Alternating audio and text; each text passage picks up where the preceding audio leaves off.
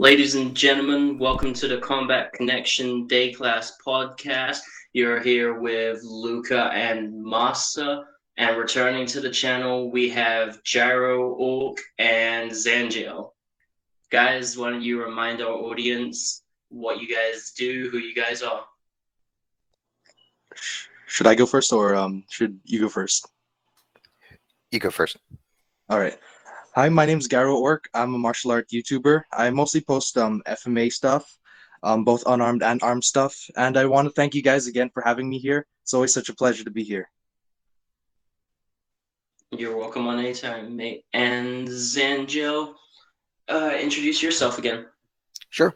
So my name is Enjo, and I've been practicing martial arts around 27 years between North America, Europe, and the Middle East. I run one of the largest discords concerning martial arts and am the head of a YouTube partner community with around 25 YouTube members, all focused on martial arts and history related to martial arts. Awesome. Very nice. And so just to remind everyone else, because we're going to be causing a lot of controversy today with our guests here and their experience. We also have me and Masa. I trained Wing Chun for 3 years. I've been trailing Shrinji Kempo for 2 years now. I've done various things off and on trying throughout the years. Masa, let everyone know your experience and where you're going to be coming from this video. So I have a roughly 5 years background of sort of a American Kempo, Shaolin Kempo sort of offshoot. And I have about 9 years of Muay Thai at the moment. And with that, let's get into the controversy. So what we're going to be doing today is we're going to be ranking martial arts on a tier list. Okay, so let's just start off. It's impossible to get every martial art. What I've got here is, I think, a good representation of martial arts in the community and martial arts you're likely to come across going around your everyday life, or something similar enough to them that you can get a kind of vibe. What we're going to be ranking based off of is, if you go to your average dojo, it's a good dojo, you get, let's assume, some light sparring unless specified otherwise, depending on the certain art. You get the right syllabus and some good partner drills, flow drills, whatever is equivalent for that art. You're not, if we take judo, you're not going to Japan to train in the Kodokan, but it'll be a judo school that has all the right throws and does randori and knows the katas and the grip drills and has a little bit of submission work. Everyone, and we're going to be ranking based on what we think is going to be the most effective based on that criteria. Is everyone okay with that? Yep. Sounds good to me. All right, then. Let's start off with Ameridote, Master Ken, God tier of martial arts. I don't think the debate is needed. He has his own category. Of course. Ameridote is the only martial art. I think going for the groin is always pragmatic.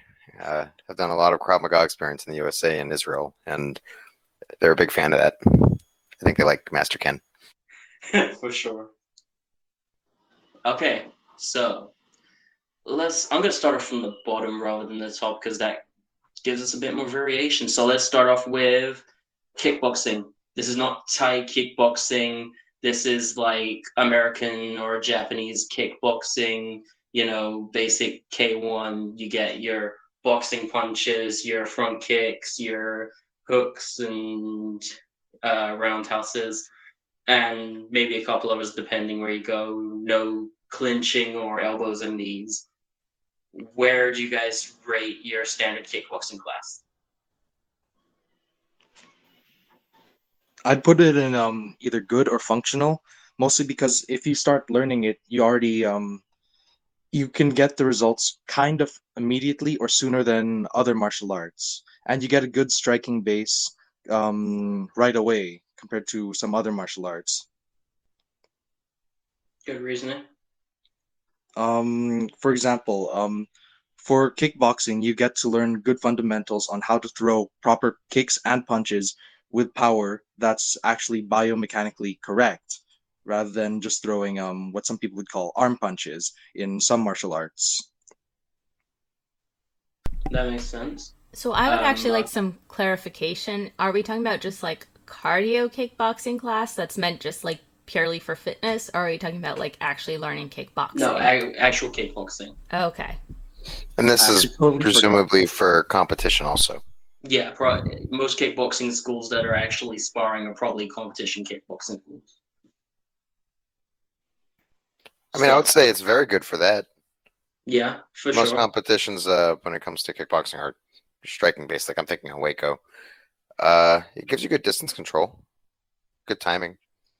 The only issue is with point fighting of any kind, not enough power usually. It's not very pragmatic with any of the technical systems it came out of. So, like with karate, if it's translated over to kickboxing, it may lose a lot of the original functionality from the traditional martial art, but it might work perfectly well within the competition format. So it's sort of what you're going for and trying to get out of it.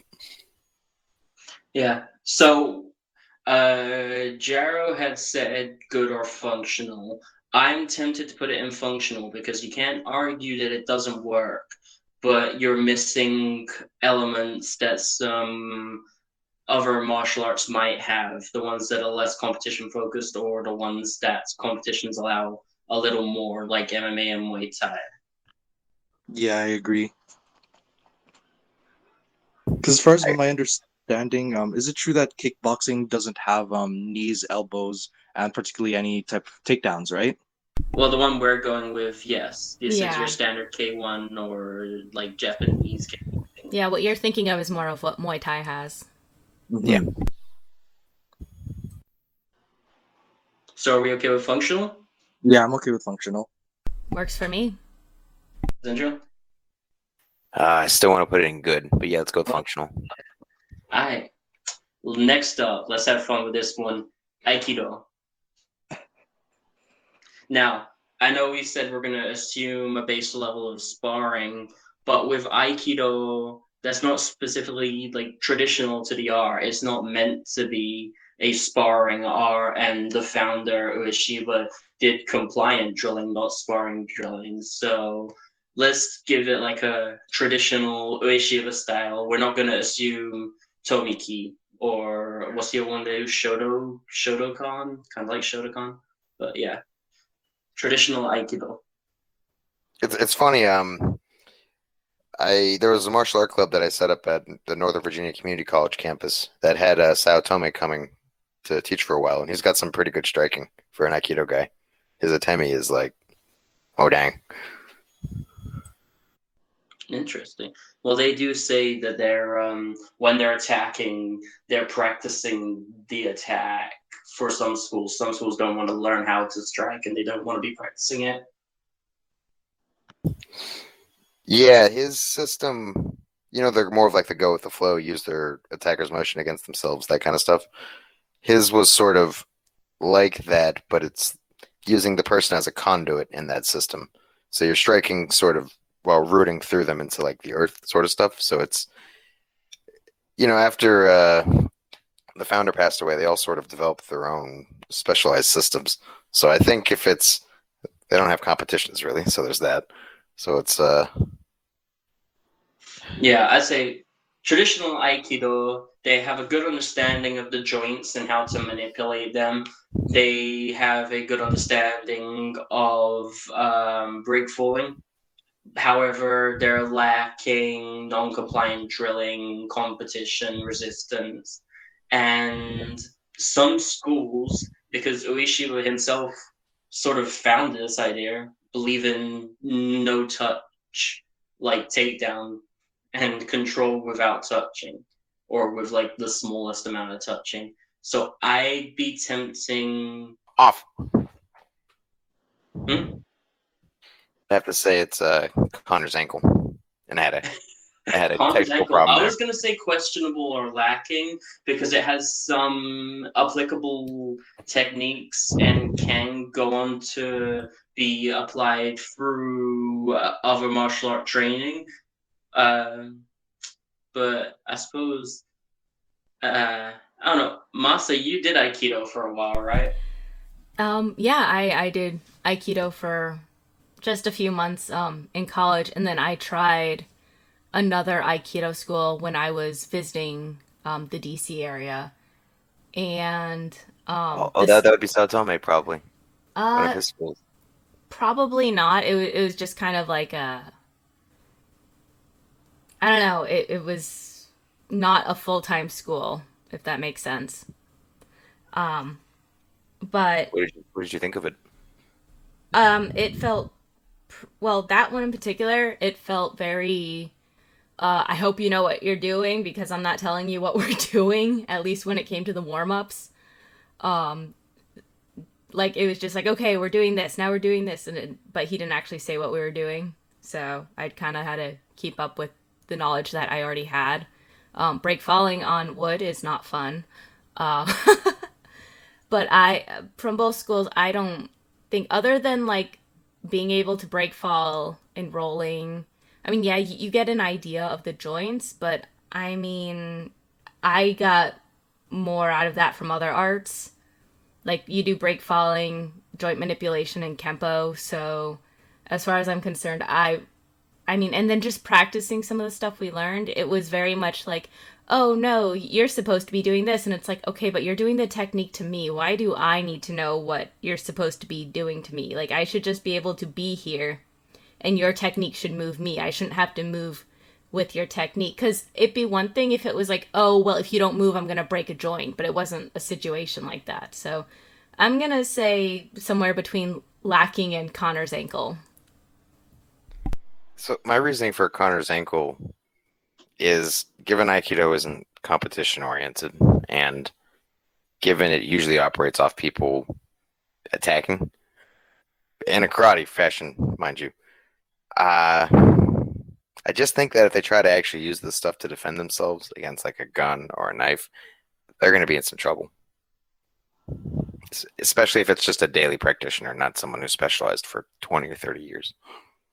So I'd like to add that that I think even against also those who are unarmed, also potentially even untrained or even trained in other martial arts, or even just have a little bit of experience in other, in my opinion, more effective martial arts, Aikido probably might not work. Especially my experience in sparring against self-proclaimed Aikido practitioners. They claim that they do this, do that, or based on the people who I've met and sparred with, but they never usually get the chance to do it perfectly. I'm not sure if that's just because of this how they're taught, or if that's due to just how the martial art is. Plus, martial art journey, kind of. I think before he made this video where he fought that MMA guy, if you guys saw that. To be fair, Um, he's had constant existential crises with Aikido. I mean, Yeah. you are right. You can just kind of walk towards them and do the roundhouse kick, which oh, is and Beast has joined us late. Perfect uh, timing, honestly. Beast, what are you thinking for ranking Aikido? Let me see. Let me see how we got this set up. What are the different tiers for the day? We have Ameridote, good, functional, school dependent, questionable, lacking, Connor's ankle. I want to say Connor's ankle, but to be fair, I'm just going to go with lacking. Well, if you want to say Connor's ankle, I think that's the general consensus. So I think we're going to say Aikido. I apologize, Aikidoka. You're about as useful as Connor's ankle. Well, I also like to add something that I'm not sure if this is in like traditional Aikido, but this one person who we sparred with training weapons.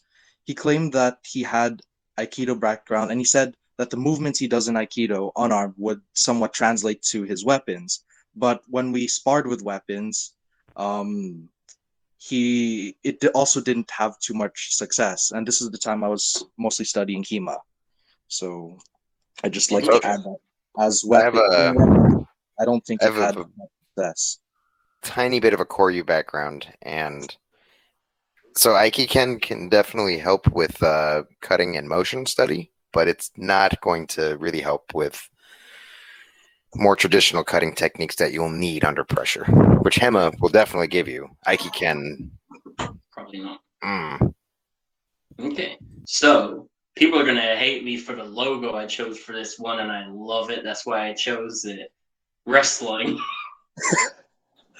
Are we talking like We're talking about professional? like high school wrestling, so like your Greco-Roman, your freestyle. Oh, okay. We can even assume shuto or catch. yeah, So I'm just kind of like, does it matter? Because when you think about like the whole chain of things, it goes like indigenous wrestling and folk wrestling, and then you've got like, let's just for sake of the argument, Brazilian jiu-jitsu's folded into wrestling, no, but then it like, is but then like category. professional wrestling, like the fake stuff, the one of the best people who took out all the Gracies was that. So it's like For sure. even Yeah. luchador, I guess technically works. Yeah, luchador, Oh, lucha libre as a wrestling style is interesting. But yeah, so we're gonna be talking like folk style, freestyle, Greco-Roman, catch wrestling. Where are you guys thinking? I'm thinking like good. I'd say. I mean, there's some. I don't know a lot about wrestling. I'm not going to pretend to know a lot about wrestling. Our Sui Jiao is pretty limited, but with that being said, if they don't have submissions and things like that, then What's it? they are Zanjo, still you're top my tier. I'd put it together with functional in kickboxing. really. Um, my reasoning for it is similar to why kickboxing is there because it's missing certain elements that what other people would use in a fight, particularly as far as my understanding and what I've seen. I believe wrestling lacks in striking, and I think someone here said lost lacked in submissions. Yeah, high school wrestling, to my knowledge, you do not have submissions. You have pins, which is a good skill to learn, especially if you're not, really trying to hurt somebody. If you're just trying to keep them down, which is the whole point. But in terms of like submissions, as far as I have been made aware, I don't think that's something that they No, do. well, they have some submission work, and pins are easily leveraged into submissions if you have any sort of idea how. So by the rules of how we're going to be rating this, we're going to give everything a bit of a benefit of the doubt. So we're going to say a wrestling school that has some submission work. Not the best. They're not sambo guys. They're not jiu-jitsu, but they know how to Oh give you an no, arm but bar hold or on. something. By the time they're in high school, they've been doing it like 8, 10 years. They're definitely on the level of judoka as long as they've been actually like keeping with it. I mean, I'd it, put it. it depends because I know at my school we didn't have any sort of wrestling until high school. Yeah, I think most don't Hmm. until high school, from what I know. But I don't. I'm an American. We don't do wrestling at all. Yeah, Yeah, where I live, we don't do wrestling in high school, unfortunately. they start. So that's where I'm at now is in Beersheba, Israel. So it's a bunch of Russians, but they're starting the Bedouin kids at like 5 or 6, and they're gonna go until high school. But it's not in high school. It's like a separate track. It's just this is how it goes for the youths when practicing it. Yeah, that sounds Russian. Okay, yeah. Over um, here, like it'll actually be through the school that people do the wrestling, so it will Yeah. be high school specific. hmm. Well, Uh, I swear my middle school did it, but I'm like 31, so maybe this is going too far back. Fair enough. I mean, Well, I'm 30, so I'm, pretty close in age to you. I'm just saying though, my school was kind of small, so it could mm. also just be the location. Well, I I'm don't. not I'm sure. 20, so High um, school wrestling has a good reputation. You don't want to fight a high level good wrestler. However, we can see that it's not the most rounded of grappling arts. However, what it has could still be considered dangerous. I'm thinking it was said functional with kickboxing, but I'm thinking who would I rather want to fight? And for me, it's not even a competition. I don't want to fight a wrestler. I would prefer to fight a kickboxer if it was like an actual fight, because I know the wrestler's got a way higher chance of taking me out than the kickboxer. Hmm. I mean, wrestlers got some bad habits. I'm a kicker primarily. If you can stay out of Yeah. range and keep backing up, they'll just eat kicks. But that being said, they can eat the kicks. They got that mad conditioning. Yeah, I they was have gonna like the focus on single and double legs, and you have like your elbow drops and your knees and whatnot. I mean, Yeah, I was gonna say I like haven't really fought wrestlers, but I've fought in people who do BJJ, and the grapplers seem to have really wide stances, which makes it pretty easy to mess with them. So honestly, I'd rather fight a wrestler. Fair I was enough. gonna say growing up, like 99% of like school fights, at least for where I am in Baltimore anyway, because we had wrestling in middle school. Like almost all the fights you'd encounter in school were with wrestlers. I mean, they're good if they can get a good grapple on you, but for like the most part, they don't get punched in the face. They can take a punch to the face, but they're basically going to get the shit kicked out of them if you actually know what you're doing or doing anything that they've never seen before. So are we gonna say it's functional then? Wrestling is Yeah. a functional. Yeah, I would say it's functional. I'd say it's school dependent. Really? Yeah, I mean, if You we're talking about the everyday compared to the Yeah, compared to like the that's Olympian guy. yeah. I okay? think that's a fair assessment. We'll place it into school dependent. We're gonna get so much flack for that. Okay, let's move on to I what's don't probably think the so. most commonly well-rounded grappling art, sambo. Now, Russian sambo, it's a mix of wrestling and judo. They have all the frozen takedowns. They have these submissions, leg locks. They're very famous for their leg locks. What do we think of sambo? I'm definitely going to say straight away I want to put it in goods. Yeah, I'd say that's accurate. Yeah, I'd put it above wrestling for sure. Oh yeah, certainly. Do we have any dispute? Or is sambo our best for now? I would. Yeah, you're really gonna put it down there? Good. I put that in good. Yeah. Sambo is for now a top tier martial art. Okay. Now, judo. Now, our judoka isn't with us today, but we all know he would be going off right now about how judo is the father of all modern grappling and it needs to be in a Meridote. Yeah, anyway, what are we thinking for judo? Let's assume it's not a Kosen judo or a traditional Kodokan judo, but they will, on occasion, let's say every couple of weeks, start doing some submission drilling, but it's mostly focused on your throws. Competition judo.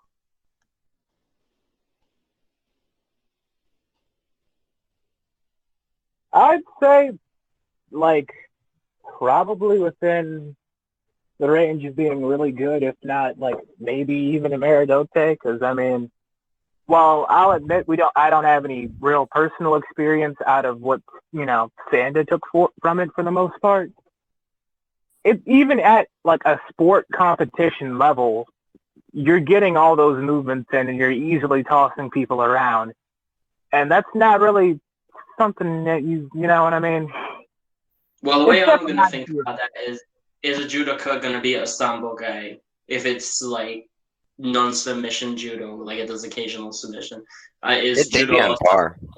Yeah, They'd be on par. sambo? I was gonna say I'd say like per capita, you're more than likely going to run into just on average a good judo school. I don't think you're going to like outside of maybe those cringy YMCA like little judo academies. Then you're going to run it. It's kind of hard to find a bad judo school. Yeah.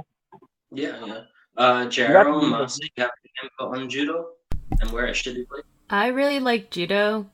I definitely think it's at least good because you're learning how to take someone's momentum and, especially when you're a smaller opponent, take someone larger and bring them to the ground. And as someone who is short like me, 5'1", there's a lot of arts out there where you're going to do better if you're taller, if you have the longer reach, all of that. And while I'm sure that could help you in judo, I like the idea of just being able to kind of give power to the smaller people, if that makes sense, as Mm. cliche and underdoggy as it sounds. I think it's a really helpful skill to have. I For think it's sure. Emeridote worthy. You really think? Okay, Uh, we have I enough vote votes for it. for it. I think. I'd vote for that. Yeah, I agree with that. Judo is Meridote. All right. Now, my boy, my favorite, Wing Chun. Now, setting the standard here, we're gonna say level. it is a Wing Chun school that actively does light sparring. We'll say it's the Sanda style rule set that they use in the Ip Man Cup and the Wing Chun World Organization competitions. It's not actively sparring all the time, but they spar. Non-compliant chi sao, like chi sao sparring is what they call it, as well as all the actual compliant drills and training, chi sao, love style. They learn their everything like that, pad work. What are we gonna say? If it's actual like medium to heavy contact sparring occasionally, like Sanda rules, yeah, I'd put it at like around. I'm gonna have to put it at school dependent. I keep Yeah. coming back to I the agree fact with that that. I keep coming back to the fact that most schools don't spar. Oh yeah, for sure, for sure. I was thinking that as Yeah. well. I was gonna say like we've seen good examples of where the skills can be applied. We've seen good examples of who actively train it to fights and doing decently well, and we've seen good examples of people implementing parts of it, even if it's not their main source. However, you're not going to get the best from every school. There's so many variant lineages that change up the way they do things so much that it's hard to predict, for one thing. But then we also go into the idea that like some of them just aren't the best anyway. And as much as I really love it and think it's a great functional martial art with the right school, finding the right school is hard enough that I would put it in school dependent. I gotta ask you, who would you rather fight, Muhammad Ali or Donnie Yen Zip Man? Now, if we're talking about like Ali. Donnie Yen's Ip Man becoming a like actual person to fight against his skill level, he would literally destroy everyone. That dude just doesn't obey physics. But for him, it would be a good learning experience, you know? Well, I mean, if you think about it, like just because of how Ali fights, he's going to tear you up. He might even just straight up knock you out. But at the same time, he's more or less going to wait for you to do something. I mean, Donnie Yen Zip Man already beat Mike Tyson. Oh, that's true. I forgot about that. I'm just thinking of that chain punches he does to the person on the ground. Speed That's is gotta a be strong. like, I don't like how they use the chain punching. The way I chain punching and what I think of it, it's good to fuck with someone a little bit if they're on the ground, and if they're trying to get up, keep them down or move their guard. The idea is it's for a sort of control. It's somewhat like feinting. You can open up guards, you can back someone into a wall or make them back up with it. It's not, he uses it as like his finishing attack to like completely destroy someone. We have far better techniques for that. I don't think that person was eating good for a while. Okay. Now, we're still doing Kung Fu. I've got a monk here. We're gonna say like your Northern Kung Fu, so your Northern Shaolin school, your Bagua, Bajiquan, all of those type things. You do Go to your Monza form concluded. weapon stuff. You can do like Well, that sounds like Sanda. Sanda's like, is Sanda another one? Sanda's a different one. So we're Okay, not okay. this is Sanda's school, because Sanda is specifically the kickboxing practice with the throws and taking the elements and mixing them. This is like you're gonna learn your weapons forms, your fist forms. You're gonna have a little bit of. I think they normally spar bare knuckle, honestly, like contact bare knuckle sparring. From what I've seen, it's very your flexibility heavy and stuff. Your five I was animal. I will say for that does I don't know, like I get why you separated kung fu, especially Shaolin, into its own tier, but I mean you do realize for Sanda 9 times out of 10 you're doing like a more traditional style before you do Sanda for the most part. Well, so the majority of Sanda schools have a kung fu. They're a kung fu school that has Sanda class. However, they are different martial arts and you can train them separately. Sanda is part of Kung Fu, or at least should be. But if we're talking about your average Kung Fu school and not your like actual Shaolin temples and stuff where they make sure to mix it, you're not gonna have to take both, and you're not gonna be for like if you're doing sparring in your Northern Shaolin boxing school or whatever, it's only like light contact bare knuckle, and it's more focused on the forms and the weapons. Yeah, fair enough. I'd still say, like, especially from doing Sanda for so long, well, not a long time, but, for as long as I have, I'd argue it's more of a, how do I say, augment or like an addition than it would be. But I mean, I guess you can't always just take it Well, as its own you did thing. do Sanda for 2 years before you started your traditional class. Yeah, that's true. But I mean, looking at it, like everybody else for the most part who joined before that was an option and you had to do it all in one was a lot better. I'd argue that doing your traditional either with or before your Sanda Mm.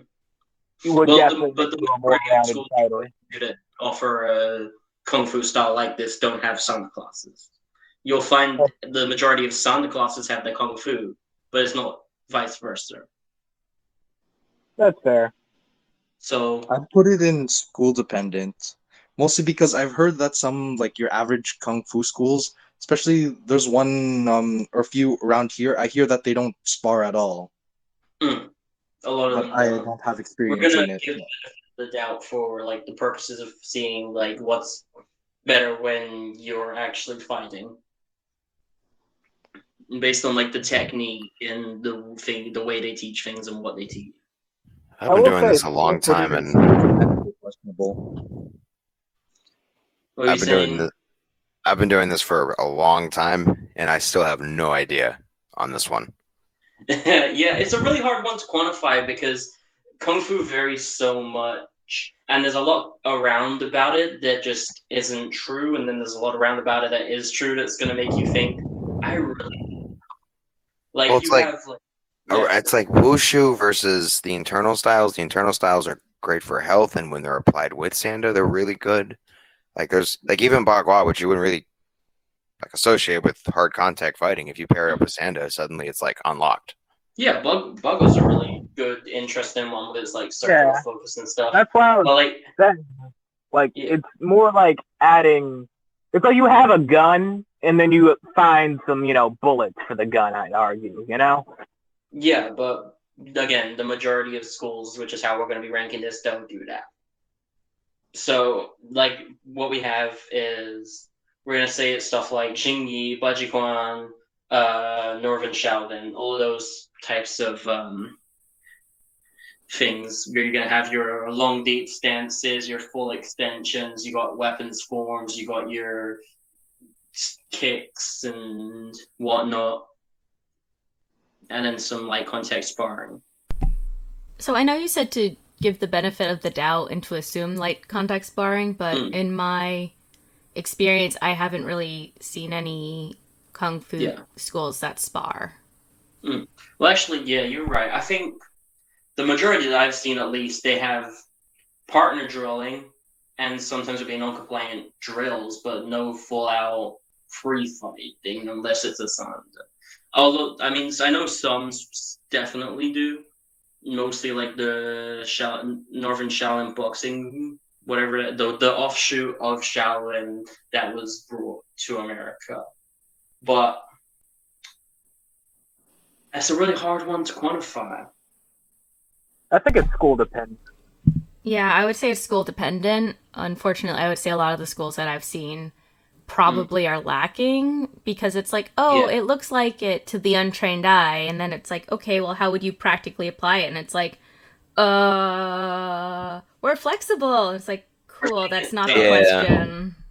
I think it's School dependent. questionable. Like a lot of them can be straight out lacking. Should it be questionable then? Because even the good ones you find, if we're talking about like these high performative forms and they don't have full out Sanda application, you're not really going to be sure how some of it applies. So some of it's always going to be a question. I was gonna say you also do have to realize there's levels to it as well. I mean, on one extent, yeah. Well, if you're doing Sanda or you're going to a school that does Sanda, then great. You're going out most of the time. You're competing against other people and you're being competitive. That being said, even if you are at a regular school that spars, there's different levels to it. Really, I'd say if you're just looking for bare bones self defense for the most part, then yeah, you might be able to get that from at least a decent school anyway. You're not going to be going to tournaments and knocking out TIE fighters or, ranking high at a, competition. But as long as you can defend yourself if need be, then I'd say it's a decent enough style. Yeah, but Yes, if we're talking about the average school sucks. I'm sorry. Like half that shit's made up that's out there. yeah. Okay, so for Nate questionable, anyone can want to dispute, say it's higher, lower? No, I agree. I'd still say school dependent, but I mean, fair enough. Okay, let's move on then to Sanda. Now, for those who don't know, we've explained it a couple of times with Beast being here, as it's his main style focus. Sanda is the wushu kickboxing. It's originally part of the sparring rules for the majority of Kung Fu. It's become its own competition sport that you can train. Sanda practices kicks, punches, no knees or elbows, but it does have throws, takedowns. Yeah, I was gonna say, in terms of grappling, as long as you can do a move within like a couple of seconds while maintaining, the fact that you're standing, then it's completely legal to do whatever the hell you want for the most part, as long as Yeah, you're not elbowing or kneeing. one thing. Yeah, for Sanda, I mean, personal bias, I'm gonna go for Ameridote. I don't think so. I like Sanda. I respect Sanda. I think it gives you a good rounding in terms of everyday fighting because you get to punch, kick, and throw. But it's normally a lighter contact than, say, Muay Thai or an equivalent kickboxing system. I'd Oh I, say. goodness, that's not what I've seen. They go hard. yeah, yeah, I mean, it he's depends where you go because I've seen the ones where they like throw each other off the ring and stuff. Story. No, no, they like okay. I've seen them like slam into the ground really hard. I have a bit of a hop kicker background. They do a lot of the hip throws and shoulder throws, and some of the stuff I've Yeah. seen in Sanda is like way on par with that. Okay. I put it as good. good. Yeah. I was gonna, yeah, like Based on what I've seen there's a for reason why Sanda, we wear chest. Jaro, you were saying? um, it just has good base for striking and grappling. I think somebody mentioned that before. I didn't interpret until now. So I agree with putting it in good or functional. Then we shall say that Sanda is a good martial art.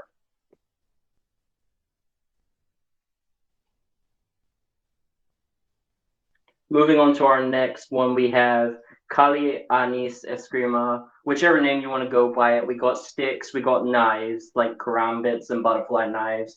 A little bit of open hand. They spar with gear. A lot of schools I've seen spar, they have like their headgear and their thick gloves. So Kali Anis Eskrima. I mean, without my bias, um, to be honest, I'd put this in school dependent, mostly because I've seen especially around here, I've seen some other systems that they they teach questionable things and they don't spar. However, there are some schools that they do spar, and they some things that they do teach, in my opinion, would work in both a competition and self defense application. I would say, honest to God, I am very biased. I've said it before, Kali is one of my favorite martial arts, but I have seen far more functional Kali than I have non-functional. Oh, I will say, personally speaking on the matter, like I'd go with school. I forgot the tier name, but you know what I mean. School selective because, like, to a degree, there is just so many rooms for error. I mean, I know uniformly speaking, you're going to find a decent enough college school. I haven't, like, outside of a channel, I'm not going to list. I haven't seen too many, like, super crazy college schools. But either way, there's just certain aspects of the style that I don't think you could more or less apply to most regular self-defense situations if you're not trying to catch a felony charge. That's fair. I so, think. What are you saying, Jared? yeah, go ahead.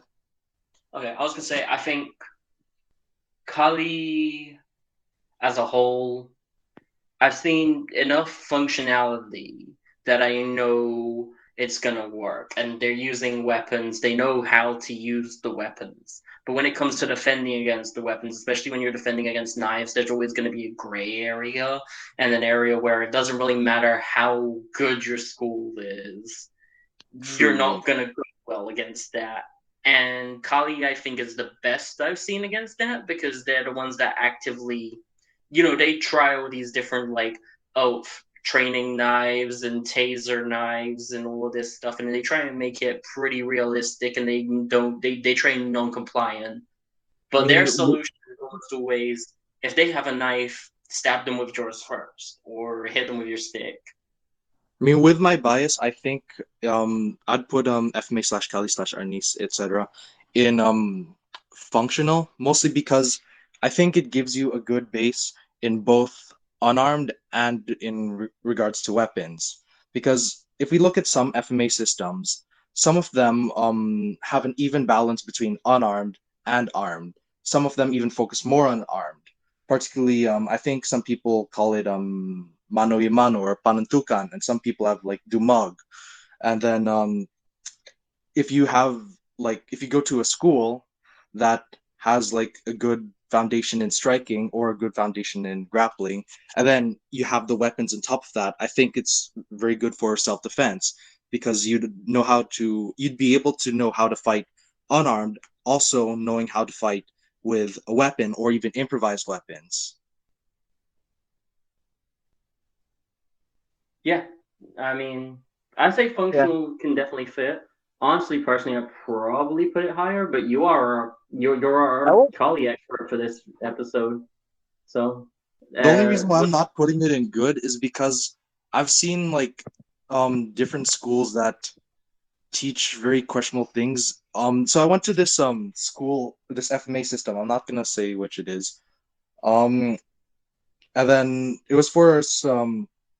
They told me to So you guys know how effective like a jab is in regards to striking, right? And then they told me to replace it with some sort of weird strike that I've already tested in sparring, but it never really worked out for me just because how close ranged it is. And well, close range, but it's not really biomechanically correct, so I can't deliver the full amount of power within it. And this other school I went to, they said that what they teach works, but they haven't tested it. They haven't sparred with it. And based on what I've seen, and I even tested their techniques with friends in school, it, in my opinion, it doesn't work. I'm not sure if it's just me or not, but what they taught was in regards to a defense against particularly what a machete, they taught to grab the blade, and that's a big no-no for me, especially coming from HEMA and other FMA systems. So, not coming from an FMA or HEMA background, I try to avoid grabbing blades just in general. Exactly.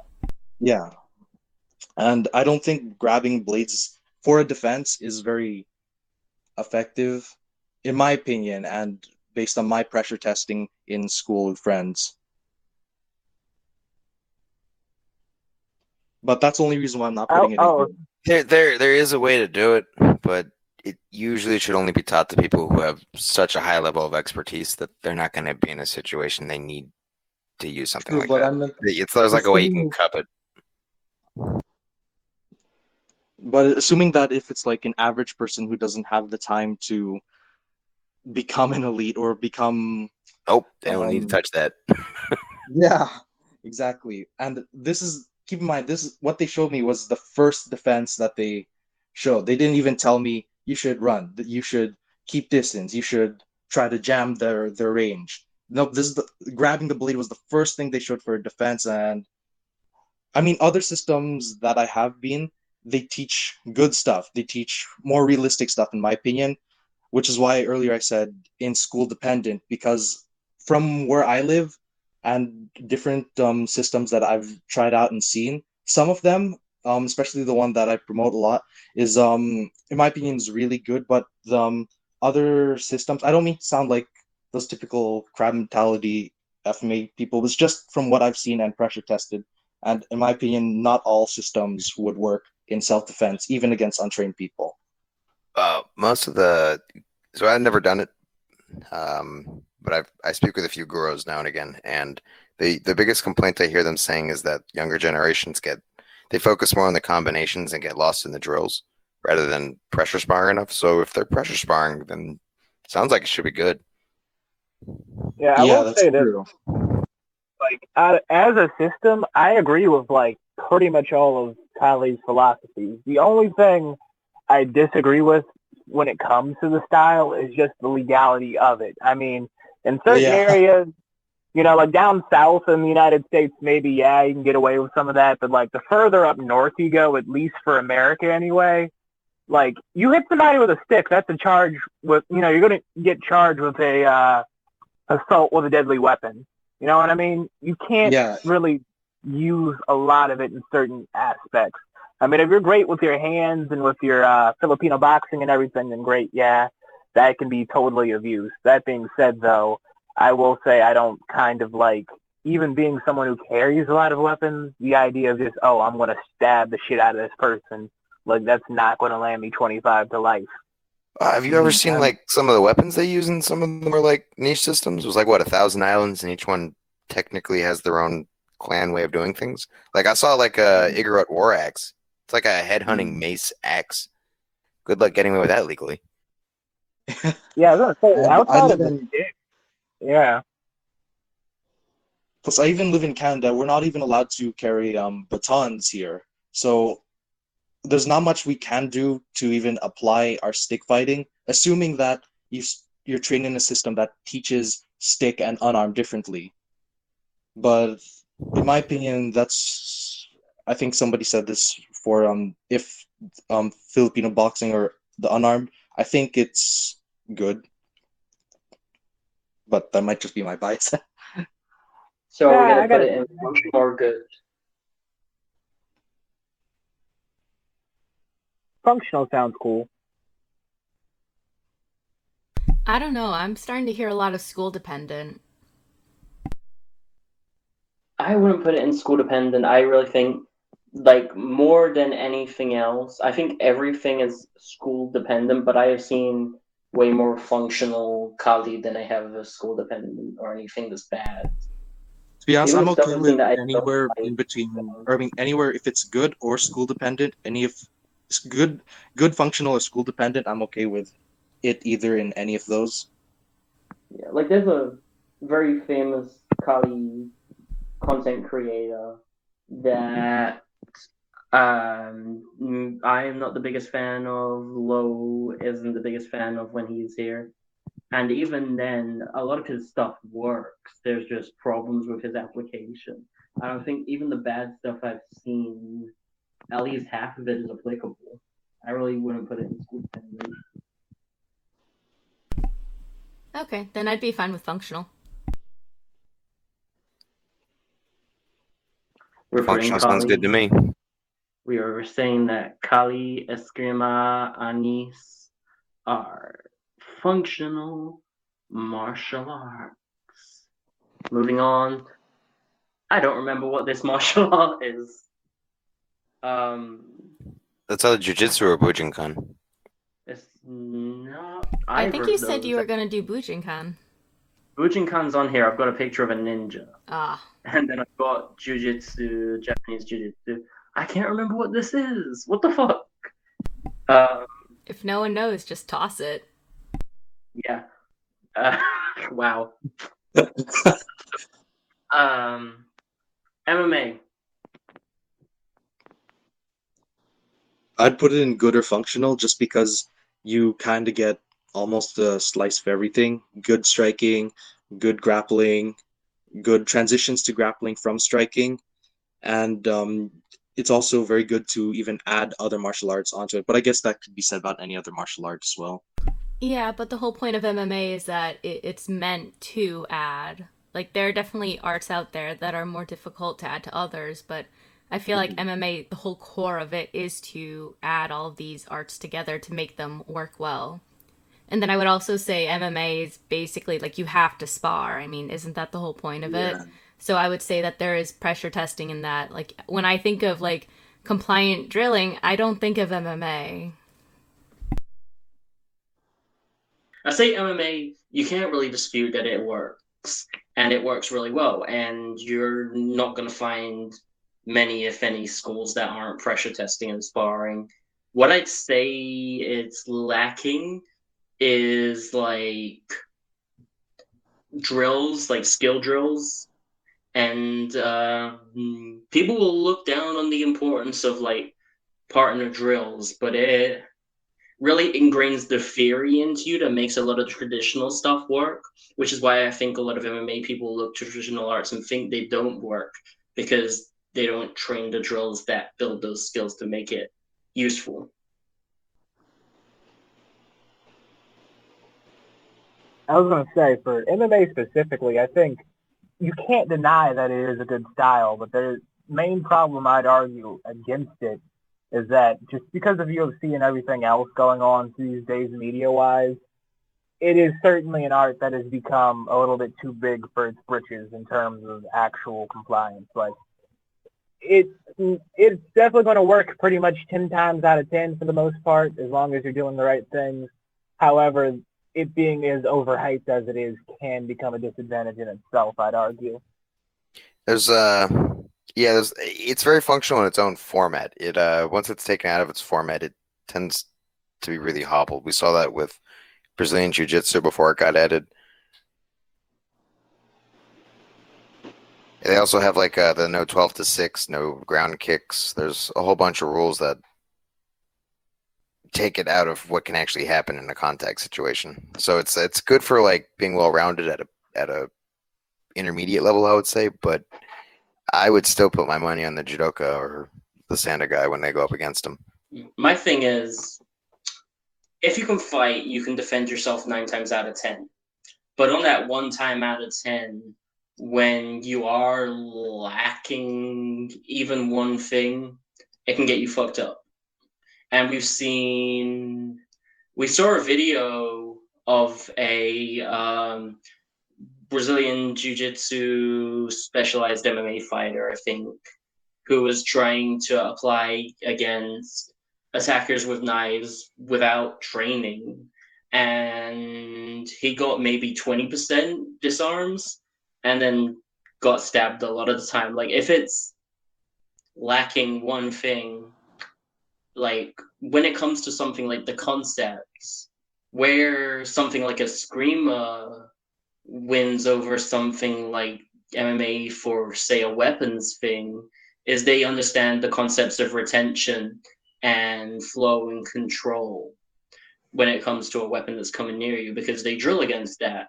They know that you need to maintain this control and you need to go this way to keep it like this, and you need to disarm the weapon like this and keep hold of your weapon like this, etc. So I put MMA in good because most of the martial arts we have, if you go to an MMA school, you're gonna be able to hold your own against them at least. Does anyone have anything against that, or I will say, just Good or in functional? addition, you in think addition to functional? what, yeah, Yeah, I was saying, I will say, in addition to what Alex said, one key problem with that, also picking back off what he said as well, is the problem all combat sports do face, whether it's boxing, whether it's wrestling, whether it's fencing, or, for the most part, a lot of styles that aren't typically considered under the umbrella of traditional. There is there's no rules in the street. As much as that shit became a meme, once you're in a real life situation, you're not going to have a timer. You're not going to have a ref to keep your ass safe. There's a lot of shit you got to prepare for that an MMA school and even a boxing school or something like that isn't going to prepare you for at all. It's just something you kind of have to do within the moment. And you can either fail or you can succeed. There's no real in between there. Plus, there's a big difference between your general MMA guy and like the UFC guys we usually think of competing with it. I've been to some amateur fights, and it's like, holy moly, I would be embarrassed if I was in their shoes. Speaking of UFC guys, 1 second. Okay. Speaking of UFC guys, Brazilian Jiu-jitsu. What are we thinking, guys? I want to say Ameridote, but because of how it cleared. Hold on, because I swear it's worth it. Because of how it cleared out MMA in the beginning, so it has to be better than MMA. But then I remember the professional wrestlers, like the competitive joke ones, like the ones we all say is like fake ballet kind of stuff. It kicked its ass, and it's like I don't know what to think. My thing now, Lowe's not here, and Lowe is infamous for hating everything Brazilian Jiu-Jitsu. He will rip it for hours. And in our last episode, we put out an open challenge to Brazilian Jiu-Jitsu to debate with him one-on-one at some point on the podcast. Now, we're giving things the benefit of the doubt, so I'm going to say it's a Brazilian Jiu-Jitsu school that has some influence from maybe a judo or wrestling instructor, so they're not just pulling guard, they can do a nice little hip toss and a double leg, but they're still mostly focused on ground submissions, Brazilian Jiu-Jitsu stuff. I I'd say.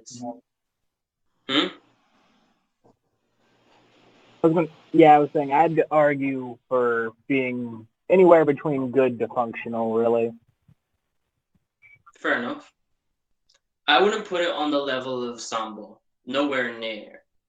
It's like Khabib, god of grappling, god of MMA, best fighter alive right now. He has been quoted with saying, if Sambo were easy, it would be Brazilian Jiu-Jitsu. So, I'm kind of going to take Khabib's word on that, He's the guy that's got the expertise. I would definitely put BJJ below Sambo. And I know Lowe would want us to put it on questionable, honestly. But I don't question that it works. I question how well it works against something that is better. I'm anywhere between functional and good. Most of them can handle taking a hit or two to get the grab down. For sure. But can they handle when they're trying to grab up with a wrestler and they get picked up and dropped on their head and picked up and dropped on their head and picked up and dropped on their heads? Yeah, I was going to say, even being a Sanda guy, we slam the shit out of people.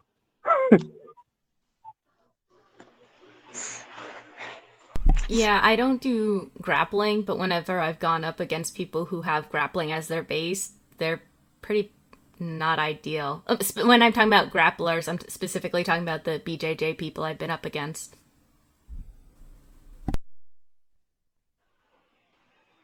I think as a specialty art, it's probably Ameritote level just because of it's one of those arts where it does the one thing good, but if you take that out of just its bare knuckle environment, you're not going to be doing too hot. I mean, if you ever try Brazilian Jiu-Jitsu on like a Baltimore street downtown. You want to have like 6 heroin needles sticking out of your damn back just from going into guard. I would say it's lacking. It's too niche. Oh, so we've got a bit of a split. Lacking up to good or functional. Yeah, Jaro, you haven't put your input in Jaro. I mean, I she's not actually wrong. I only have a little bit of experience in jiu-jitsu. I don't exactly have too much to say about it. I've only been to the jiu-jitsu club in school and free lessons in some places around where I live. But other than that, I actually haven't sparred against too many jiu-jitsu people, and those those that very few groups of people who's trained in jiu-jitsu I sparred against, they basically as soon as I was on the ground, I at the time, well, I didn't have any answer for it, and I basically got submitted. We're talking about Brazilian Jiu-Jitsu, right? Yeah. Yep. They claimed that they knew jujitsu, but I'm not sure if they mixed it with anything else. They Huh. didn't specify if it was Brazilian or not. Okay. I'm So kind of neutral about this one. I so we don't exactly have know where to put one it. for functional, two for questionable, one's neutral. Should we go for school dependent then? I still think it's lacking. I think it's too niche. I don't Oh, think it gives lacking. you a wide enough array of anything, honestly. Well, I say we either go for school dependent as it's a middle ground between the opinions, or Masa I think and it's functional. Masa and Zanjil, you both get 1 minute to make your case. What do you guys think? Should we leave it with school dependent, or you could both get a minute to make your case? I'm fine with school dependent. I mean, I don't think it teaches enough, but that could just be personal opinion. Alex? I really don't like being grabbed by them.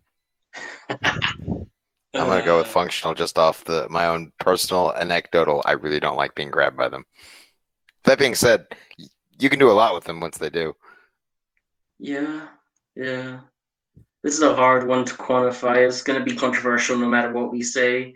The reason that I don't think it's school dependent is they have very good quality control because of how long of a time period they have between advancement, and a lot of it's filled on time spent competing. So they have once they get up to like blue belt, it's actually it's someone who might not be too much fun to tangle with, depending. Yeah, but it's time competing in their own rules set. If you have someone who Yeah, can go in with a similar knowledge in that rule set and then the other skills, we've seen it, you go, let's just take the easy option, just say Sakuraba, catch wrestling, pretty yeah, much destroyed. You yeah. go for So yeah, school. Kimura. How about school dependent? Okay, I'm convinced.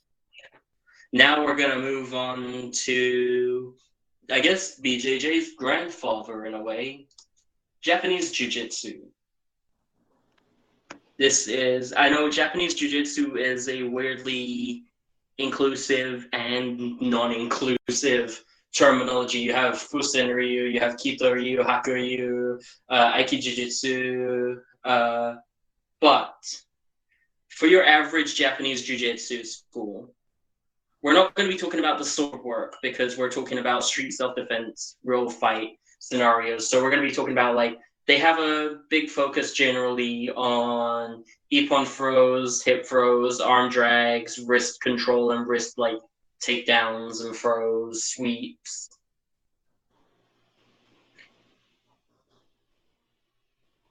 I mean, if we're comparing schools, I guess the question is, can you even find a school that teaches this stuff near you? I mean, it's pretty hard to find, but what we're looking at is basically if you have it, what's the better techniques?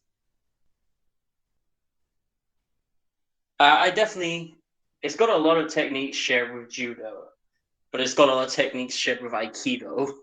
It's they're lacking submissions generally. They have overextension of the arm and things like that. They have finger locks and wrist locks and arm locks. But a lot of Japanese jiu-jitsu was designed, for weapons fights and weapons disarms, and if you know what you're doing with that, that can be pretty hardcore. But the average school, I'd say it's definitely better than Aikido. I'd say normally not the best, and that's coming from someone whose school has a lot of Japanese jiu-jitsu. But the stuff they teach generally works, and it has the benefits of Aikido with the understanding of the joints and the ukemi and so on and so forth. It's really hard to quantify, really hard to say. I don't really know enough about Japanese jiu-jitsu. I haven't really seen a lot of it, so I can't really have an opinion on this, so I'm gonna have to be neutral. Didn't you have it included within your Kempo syllabus? I mean, like, we had joint locks, but I mean, we didn't really sit down and go, okay, this is the karate part of Kempo, this is the Shaolin part of the Kempo, this is the Japanese jiu-jitsu part of Kempo. It was all just kind of Kempo to me, so I wouldn't even know what to really pick out, you know? Probably. So I'm saying this because of it's some of the schools are technically Koryu schools. Yeah. Those ones are extremely functional, but it's incredibly rare to find people actively either practicing those ones or if they do, doing it under pressure. I do, yeah, I definitely agree. Like, the schools that are good at it are really good at it. And I'm going to say this. Finding them so rare that we can't really say that's out what here, we're going to get. It's all Bujinkan Jiu-Jitsu. Yeah, which is just very different. Yeah. We're gonna come to Bujinkan. Yeah. Don't worry. Don't you worry about that one, bro. Okay. But it's harder to find than even the weird one is to find. Are we on Japanese Jiu-Jitsu or Ninjutsu? Japanese Jiu-Jitsu. Okay. Yeah, no, that stuff's a unicorn, man. You gotta like really get lucky on that.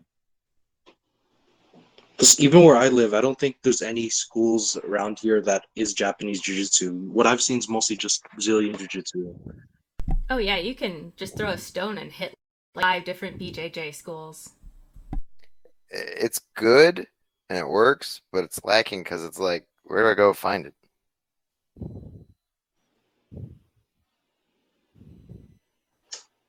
School dependent? School dependent? Yeah. School dependent? We're gonna say school dependent. Okay. We're gonna put Japanese and Brazilian Jiu-Jitsu together. That's gonna be a comment more. Moving on. Krav. Krav Maga. Who wants to get started here?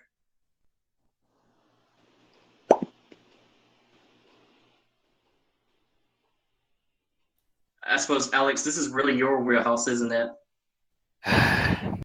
American. And the truth of the matter is, a lot of it's more like Krav cardio than Krav Maga. And a lot of Israelis, when they move to the USA, market themselves as IDF soldiers who used it. That's just not the case. If it's someone who is with the actual federation and has used it in the military, I would feel very comfortable learning from them. And they don't have to be either. They've got people who haven't even served yet who can instruct the police out here.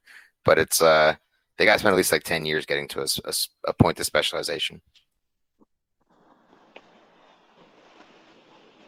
I would agree. I'd say the actual military version is a military martial art. You can't say it's not functional because they're using it to literally protect their lives and the lives of people around them. But you're not going to be training the actual military version. Even if you're in Israel, probably you're not going to get the full military Krav Maga. No, they do. It's just there's a difference between what they use in the IDF and what they're teaching outside of it. What's outside of it guides what's in the IDF, but they have their own sort of regulatory system within the military. So you get a lot of crossover. It's a good way to put it. Yeah. It's very functional. It works. That one's very functional, but is your average school very functional? Hold on. If we're factoring in just Israel, I would say it's like Ameridote. Yeah. But if we're adding in North America and Europe, we're going to America. Whoa, right? We're going down to like questionable. Yeah, I was gonna say, like, even the Krav Maga schools that spar, basically spar. The ones I've seen in I sort of seminar things with it, and I've seen a bunch of people do it. They do like boxing with big headgear and a couple of like hip throws and like bad wrestling shots. It's not my favorite. Actually, I've gone on record to say it's one of my least favorite martial arts when it comes to that type of it. So I'm very biased against it because I find how static they are when it comes to like weapons defense and the fact that they keep crossing the center line and the vital points with their weapons defense to be pretty terrible. And then their actual stuff that they train, they don't tend to do in sparring. What they tend to do in sparring is just shit boxing.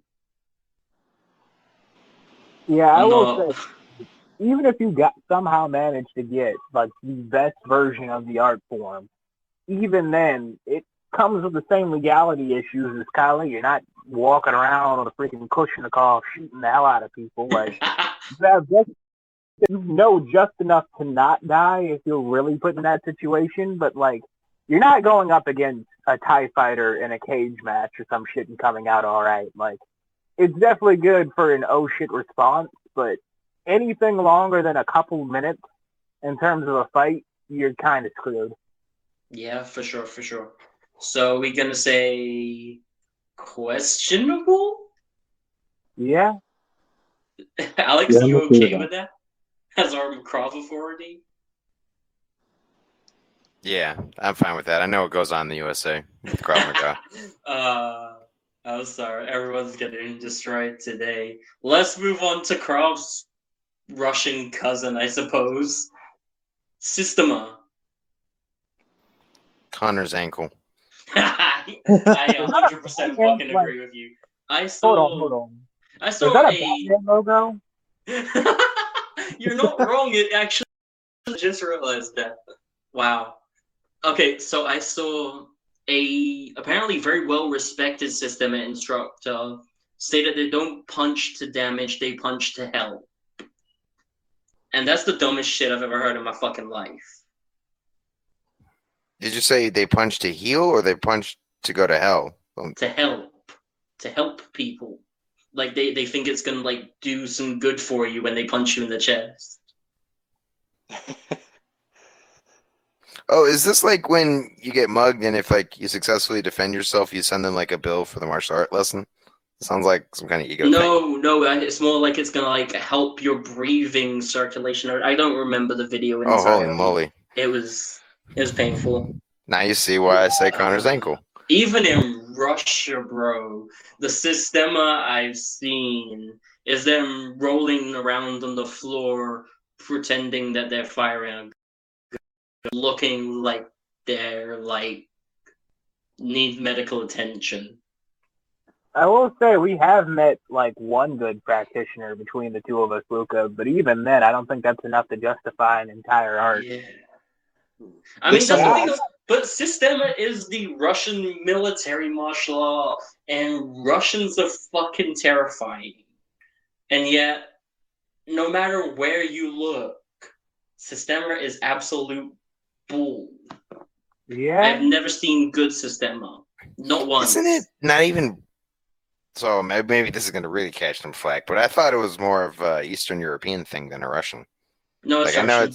I know it's Russian, but my understanding is it's more of like Romanian, like in that whole I'm not area. entirely sure about that. But I think, I feel are we all Alright. agreed? If you go to a Sistema school, you're going to be on par with an Aikidoka. yeah. I will Yeah. say Worse. It'd be Yeah, like- worse. There's nothing below Connor's ankle, though. Yeah. Well, at the end, if we have time, we're gonna organize it so they're all actually like going up, like in the right order as well, if we have time. I will So say Connor's this. If nothing else, if we ever cover the system again for like any other reason, we should bring our Australian friend on for this. maybe. Okay. American Karate. I have American Kempo's logo, but it's most American Karate. So your American Kempo, your Chuck Norris's Tung Sudo, your whatever master did is called again. American Shaolin Kempo Karate. American Karate Schools. Kaju Kempo is not one. American Karate. That is a Super very duper. broad umbrella. Yeah, super I'd put duper it school in dependent. functional or school dependent.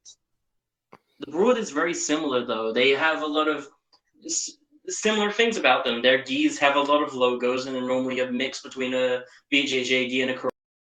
They normally practice like nunchucks and kamas and bow staffs and whatnot.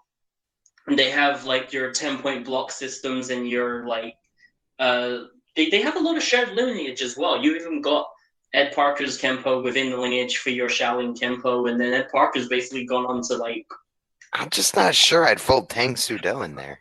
Yeah, I well wouldn't put Tang Sudo in there. It's more don't forget Taekwondo. two Tang Sudos. Because there's Tang Sudo Korean martial art, but Chuck Norris trained Tang Sudo in Korea, mixed it with Judo, Kempo, and I think it was Goju, and created Chuck Norris American Tang Sudo, which You is want to hear something wacky though? hmm? So that one of the original Kwans over in Taekwondo is Chungda Kwan, and that's literally he just changed the name for Tang Sudo. Yeah. Well, yeah, when I say Tang Sudo, I don't mean Korean Tang Sudo, I mean the Chuck Norris one. Hmm. So I think I see them. They have a lot of shared lineage, and they have a lot of common traits. They normally do continuous sparring, but it's light continuous, and they share a lot of the same weapons, a lot of the same blocking forms and kata type things. They don't really have set katas as well. Like you'll go to 100 different schools in the same branch, and they'll be doing all sorts of stuff. It's kind of like a I think the easiest thing to say would be school dependent because no, even if it's two Ed Parker Kempo, two Tracy Kempo, two Kaju Kempo, two Shaolin Kempo, they're going to be very different school. I mean, that's also because you picked such a broad umbrella for this. Like, I can't take every American karate. Well, I That know, would but take. that's why you picked a few and go with that. Well, yeah, but I represent it. So we got American karate, Japanese karate, Kyokushin karate, and Okinawan karate.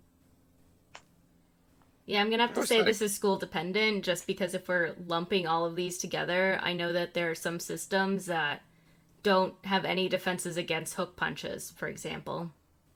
Like, For sure. and some don't really spar, and some have levels of sparring, you know?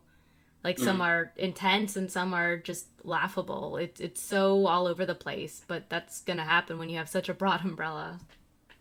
It's going to happen with American karate no matter what. Even if I specified Ed Parker's American Kempo karate, the exact same problem applies. Because they don't have a set syllabus. They don't Well, have Ed Parker, any I specifically believe, does have a set syllabus. change because over time he kept adding new things and changing parts of the syllabus. So every generation of students has a different syllabus, completely different. That's why you get like Tracy Kempo, and then there's another one I can't remember. It's got like numbers in the name, and they're all Ed Parker Kempo schools, but they teach completely different things. Yeah, but if you're calling it Tracy Kempo, then it's not Ed Parker Kempo, even if its lineage does trace back to Ed Parker Kempo. Parker Kempo, if you look through his generations of students, they all know different things.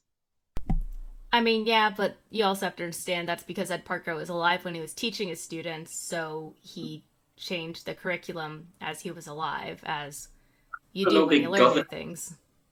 not like a big governing body to control how American Kempo or the equivalents sort of work. You get the same again if you go to Kaju Kimbo. You can get point fighting schools, and you can get schools that literally do bare knuckle underground fighting rings. I I wouldn't still say think it's not too broad having an some type of, umbrella. I was gonna say I will say not having some type of giant overhead management wouldn't necessarily be a detriment. I mean, to some degrees, yes, not having somebody to hold you to your account on your bullshit could be a problem, but coming from a school that, is under a giant organization, there's a lot of freedoms and liberties that you more or less lose the ability to do than, Yeah. a school that would be completely free. Yeah, I'd actually like to add on to what Beast said. The Kempo school that I was at, used to be under an umbrella of a Kempo organization. And the reason why we split was because things just got too political. And it was like, okay, yeah, we have this governing body that can keep things, all organized and whatever. The curriculum's all the same. You could go to any of the schools and you're basically just moving schools. You keep all the curriculum and knowledge you have, your belt, all of that. But at the end of the day, it's like if you want the freedom, like Beast was saying, to evolve and adapt, you can't be under that umbrella. But then, yeah, you don't get the uniformity. But you did say like last week that even when you went to visit when you were under the organization, they did things differently. So you'd be worried to like when you had that higher belt start working because the school still did things differently. Well, yeah, so that's where you learn things within the curriculum. There were things that we dropped because we decided they weren't that useful that were still in the old curriculum, but there were still things that overlapped. And then there were things that we didn't learn later on, but they learned earlier on, or just that sort of thing. It's kind of like just random puzzle pieces all over the place. So there were similarities, but yeah, that there are some differences that you can do because we broke off from the organization. You also said you had different sparring rules depending on like if which masters were there and who was running the class that day and things like that. Oh, so that was the master of the dojo was there, basically be on better behavior. And then there were other senseis that would let us roughhouse more, is basically all that was about. And then depending on who you were with, you could roughhouse more or less. Kind of like when we were practicing getting out of chokes. Like, some partners don't actually want you to choke you. The others want you to actually choke you. It's just kind of that same idea. Except instead of it being one-on-one, it's like, will the instructor let you get away with doing this? Or would they rather you be kinder to your sparring partner, kind of thing? Okay. Now I just remembered what this one was, and this is the next one in our category. Okinawan karate. So this is the on Shorin-ryu. You have Shorin-ryu, Goju-ryu, Shito-ryu. You're like very traditional karates. Let's say they do. You have your katas, and you have bunkai for your kata, which is the drills to take the application from them. So you'll have your mixed like grappling as well, but like wrist locks and arm drags more than like whole judo frozen submissions. Your punches, kicks, blocks, knife hand strikes, and etc.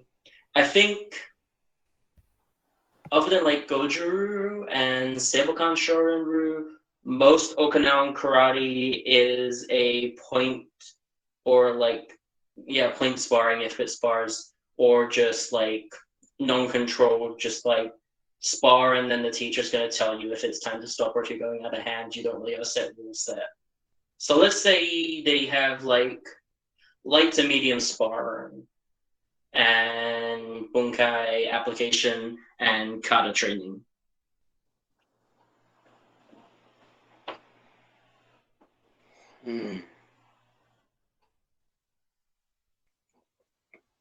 I don't know. It's one of those things where I've personally never done it. At the same time, though, like the way I've always viewed karate in general is with the same eyes I always viewed kung fu, and the fact that you can make it work for you, but it's one of those things that really comes down to who your sensei is, who is teaching you, and how they're going about teaching you. If they're just going the old school route, sure, you'll be tougher than most people in some aspects, but the no head punches rule and things like that could really come down to your detriment. The no head punches rule is Kyokushin. That's not Okinawan karate. Oh, well then, yeah, I'd argue it's just a school thing at that point then.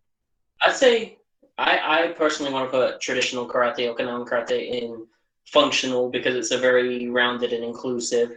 It's not as focused and you don't get as hard as like Muay Thai, but you have, say, Ichiryu, which has like very good strong leg kicks and takedowns and more violent movements. You have Goju-Ryu, which is a good mix of stuff you can use in competition and stuff that you're going to use to actually hurt someone. You have Shorin-Ryu, which is just like very close to the original Kung Fu, but with a karate sort of mixed mindset.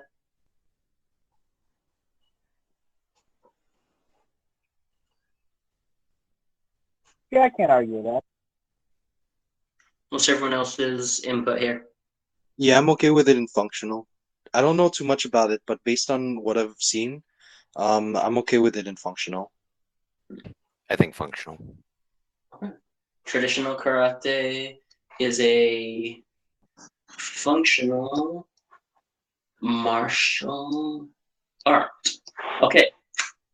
Sport karate, Japanese karate, your Shotokans and what are you in the ECC.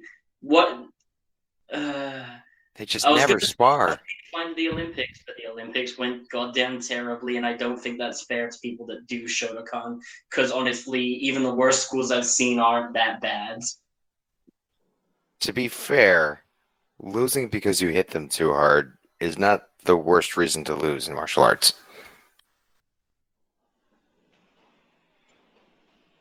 Yeah, I'd say that's a fair assessment. That was so terrible. That's really gonna destroy karate's reputation for so long. Uh, Yeah, well, look at pancration. I don't know if they've ever got past the whole if you die, you win reputation from the original Olympics. fair, fair. Oh no, I really want to put it into lower tier.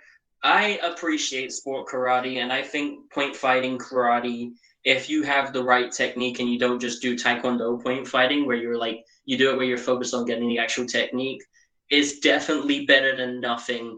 I'd say questionable over lacking. I wouldn't put it into school dependent because if it's a sports school, you kind of know what you're getting. I don't know, like to some It is extent, even with Taekwondo point sparring, like as long as they're teaching you, hey, yeah, no, when we go to competition, you're going for points, but when you're in the gym, you're doing this the way it's supposed to be done, then you really shouldn't have any problems as long as you just keep that, at that consistency, really. And even within the point sparring, as long as you just add a little bit more effort to it, you can still know what they're doing. Yeah, I'd say their techniques are really good, and if you're at high level with it, then you can definitely do a lot. But I've seen the detriments of it when you move into continuous sparring and where it leaves you lacking, and that is in your ability to close distance, your ability to take hits, and when you keep backing up from stuff, you get backed into a corner, and that's a big detriment. Yeah. I would put sport karate into questionable, personally. Lacking because we all admit that like they got to spar more. Yeah, that's fair. Masa Jera. I'm okay with either questionable or lacking. Same. Well, I will go with Zangel has more experience than me, and also Lacking's empty, so I'll put it to Lacking. And Kyokushin. We had Kyokushin and knockdown karate in general, so no punches to the head, but punches to the body. Even with the rule set, I'd still put them on par with us Panda guys. Like, I've never sparred against it as a style, but like from both my time at the Thai gym and here doing Sanda, I've met people who sparred against it, and all the stories I've heard have been pretty fucking great. So it's definitely on that list of arts where if I get the ability to do it, I'm going to do it. Here's my gripe with Kyokushin. Here's what I don't like about Kyokushin. It's not even the punching to the head, because Kyokushin Kai has a rule set that allows punches to the head. It's about the idea of the intense body conditioning. So when it comes to the fighting, they're very often seen sort of like hitting each other in the chest repeatedly, sort of like a test of physical ability rather than test of fighting. They don't focus on blocking or defense. They just try and hit hard and then take a hit.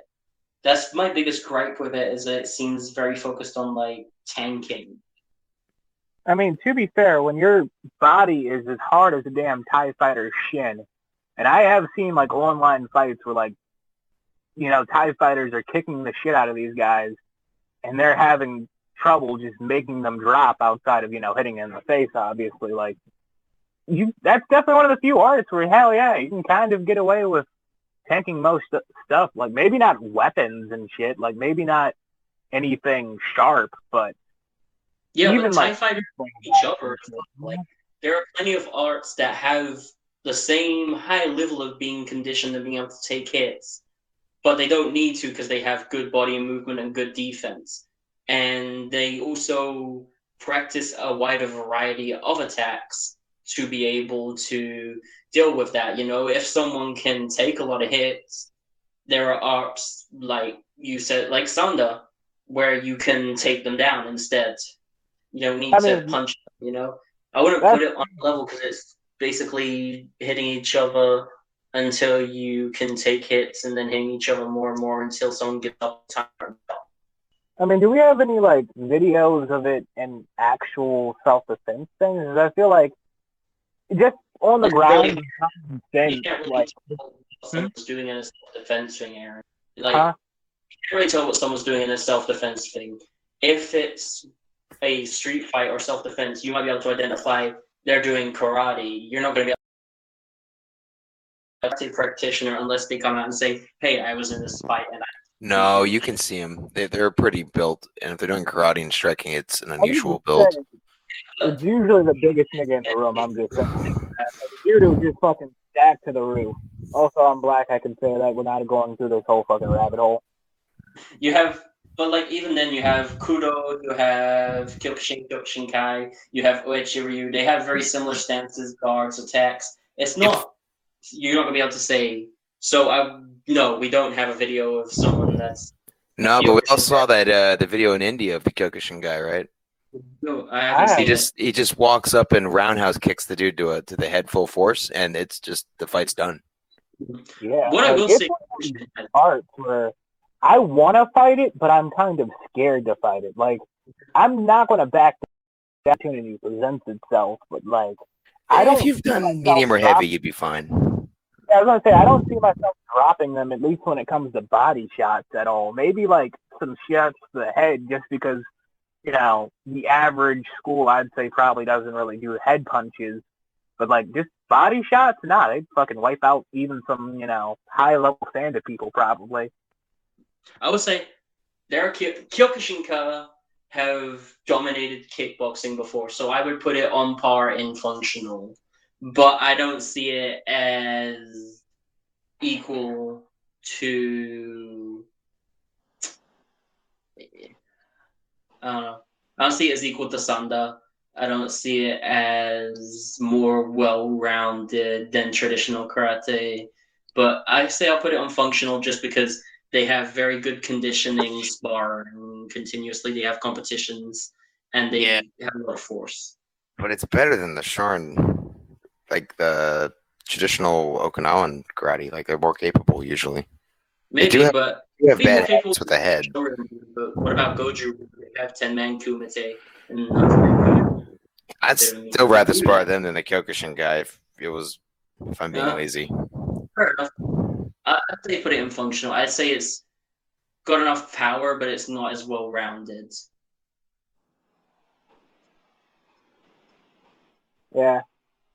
Honestly, I always kind of viewed them as like Muay Thai guys, but just if every part of their damn body was just as built as their elbows and knees. Yeah, but they don't have elbows and knees. They don't use that. And they don't clinch or take down. That's the thing. They don't have as much attack versatility, and they just get so used to just testing each other's conditioning that when it comes to actual fighting, they need to train stuff to round them out better. Yeah, I think they use knees. No, not as far as I know. Like I saw a fight where they like between a Muay Thai and Kyokushin guy on YouTube. He was using knees and You didn't throw That's any probably elbows. because they were fighting Muay Thai guys, so it wasn't the rule set. Fair. Okay. Taekwondo. Yeah. It's weird, man. I don't know. Like, Questionable. I would, I like. It's one of those things where everybody I talk to, in terms of like Sanda, did Taekwondo usually before they did Sanda, and that's why their kicks are so amazing. Implement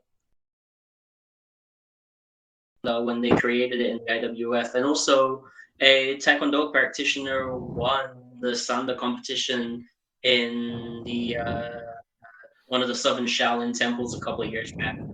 Man, you know Yeah, what the like- problem is with it? You got okay, it depends. It was like Olympic, which I would honestly put somewhere between lacking and Connor's ankle. I put it in. But then like you got the ITF stuff where it can easily get up to a Meridote level depending who's doing it. It's got such a long learning curve. But once people get over that, once you have kicking like mastered, it's pretty OP as a skill set. Well, Alex, you are our Taekwondo person for this thing. So I'm gonna define what I think is gonna be the Sure. sort of the way we're gonna rank it, and you can say if you disagree at this. So we will let them have that it is continuous. It's not stop point, but it is still points. So it's like the competition WTF or ITF. So it's very light point where they get points for like even the taps and stuff, but they still do practice these kicks. They do their kicking drills, their stretches, and it's not stop point. I say that's an average, a good average with a benefit of the doubt. Dang. Okay. So if it's like that, then it's going to be school dependent. Well, I say that because that's a fair average. Do you think that's fair to give that if we're looking at what you're mostly going to get with a benefit of the doubt? no, not really, because most of the time it's Olympic people. So yeah. Oh, so you want me to give it less than what I mean, just if you're said. talking about Africa and Europe, it's mostly going to be Olympic folk. But if you can get an ITF school that's doing continuous, it's usually pretty well rounded because they'll do throws. The Trung De Quan system I did had throws and ground kicks. They're totally legal as long as like. Well, if it's got Hospital. throws and ground kicks and stuff, I'd place that closer. We're doing Hapkido next. It's very difficult to find a Taekwondo school that's not also integrated Hapkido. That's true, but like the same thing we had with a Kung Fu and a Sanda school, we're gonna look at a little more. Well, that's the problem. Is all those throws, all the ground kicks and stuff aren't legal in any of the formats that they actually use for competition. For sure. So it's like, if it's free form with all formats viable, it's usually pretty well rounded with ITF. If it's Olympic, man, I'd chuck that right now at Connor's ankle. Okay, would you be okay then if we put this at Connor's ankle and then for Hapkido we look more at like that sort of throws and low kicks and integration? Nah, because Hapkido almost never spars. Really? Yeah. I mean, yeah. Okay, so I went to it's like probably the worst school I've ever been to. I'm not gonna lie. They literally held knives at each other's like waists and had them turn to the side to try and knock the knife off of their waist. There's no real governing body for it, and there never will be or has been. So it mostly was practiced and then integrated. It's always been practiced widespread. It's just never been organized because of the whole Korean War conflict. Hapkido is an odd one, though. It's everything you see from it, it tends to be, in my opinion, stuff that is theoretically viable, but they train it in the wrong way, similar to Aikido, in the fact that like you can see where it came from, why they think it works, but they're doing it wrong. The Chung De Quan I did is so similar to Shotokan that I literally just slid into Shotokan schools when I travel. I'm gonna do that. I'm gonna pull up because you're our Korean arts guy for this video. I'm gonna respect your opinion on this. We're gonna rank them both together. Where if you have Taekwondo, Hapkido together, your school, so you can mix As much as I love Hapkido, I'm putting that under questionable, and the Taekwondo is going to be school dependent. Okay, and I will say, does anyone have any issue with that, or are we gonna go with what Alex says? I'm good with that. Are we talking about just like the everyday Taekwondo school though? Because those are terrible. Yeah, Like well, that's what especially we that defined it. whole I don't know if we're saying names, but Tiger Rock. Yeah, we can say that name. But Fuck those Tiger guys are Rock. all the Olympic schools, which wouldn't fall under the format. This Yeah, seems what I'm more like is ITF. we're gonna give it the benefit of the doubt, so they're gonna have light continuous. You should They you still should get honestly but it, do a Control C and V and put one of the Taekwondos in Connor's ankle, and we all know which ones those are. And put the ITF one up in the I will. You know what? lacking. Lacking. I'll do that. I'll put Taekwondo. We know which Taekwondo into Connor's ankle. Other Taekwondo, where did you say you wanted it? School dependent. School dependent. And then Hapkido, where'd you want that? Oh, that's questionable almost every single time, if not straight up lacking. Does anyone disagree with this? I know it's a bit weird, but Taekwondo is something that has such a bad reputation that has functional. We need to almost treat them like they're their own thing, you know? I kind of get what you're saying here. That's fair. I'm on board with this. This is fine with me. Yeah, I'm Alright, good with so that. let's Taekwondo move is on to what's complicated. the king of kickboxing, Muay Thai. Meridote. Ameridote. Yeah, agreed. Y'all got a bunch of favoritism. It's good at best. Think Think about it like this. Yeah. Compare it to Lethwei. Where would you put Lethwei compared to Muay Thai? I would put Lethwei lower than Muay Thai. I think headbutting is ridiculously dangerous, and the fact that you have to get knocked out twice to lose is so bad. And how do Lethwei people usually do against Muay Thai folk? Because I see a lot of them winning. You don't want to look at it like the this. headbutts. You know what the headbutts do to the Muay Thai format is they eliminate the clinching capability. Oh, now that's a Yeah, point. Now here's that's here's fair, why but I'm gonna agree with you. I'm gonna agree with you for a viability. different. I don't see a Muay Thai person beating a Sambo person. If you go to your average Muay Thai school and you go to your average Sambo school, Sambo is a way higher skill tier. So unless we move Sambo up next to Judo, I'm not putting Muay Thai in a Meridote. They can't handle throws too well. I mean, some do. I don't know. I see Muay Thai as better than Sanda, honestly. But I do not see it even close to Sambo, honestly. I hate to come back to this. I said it when we were first doing Sambo. Khabib was the best fighter in the UFC. And as much as he has trained Muay Thai, because it's part of the MMA syllabus, he won with Sambo.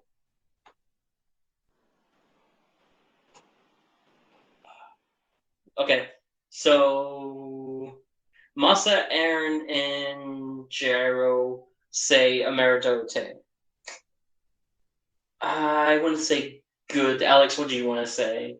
I mean, would it be bad to bring Sambo up to Ameridote too to make it equal?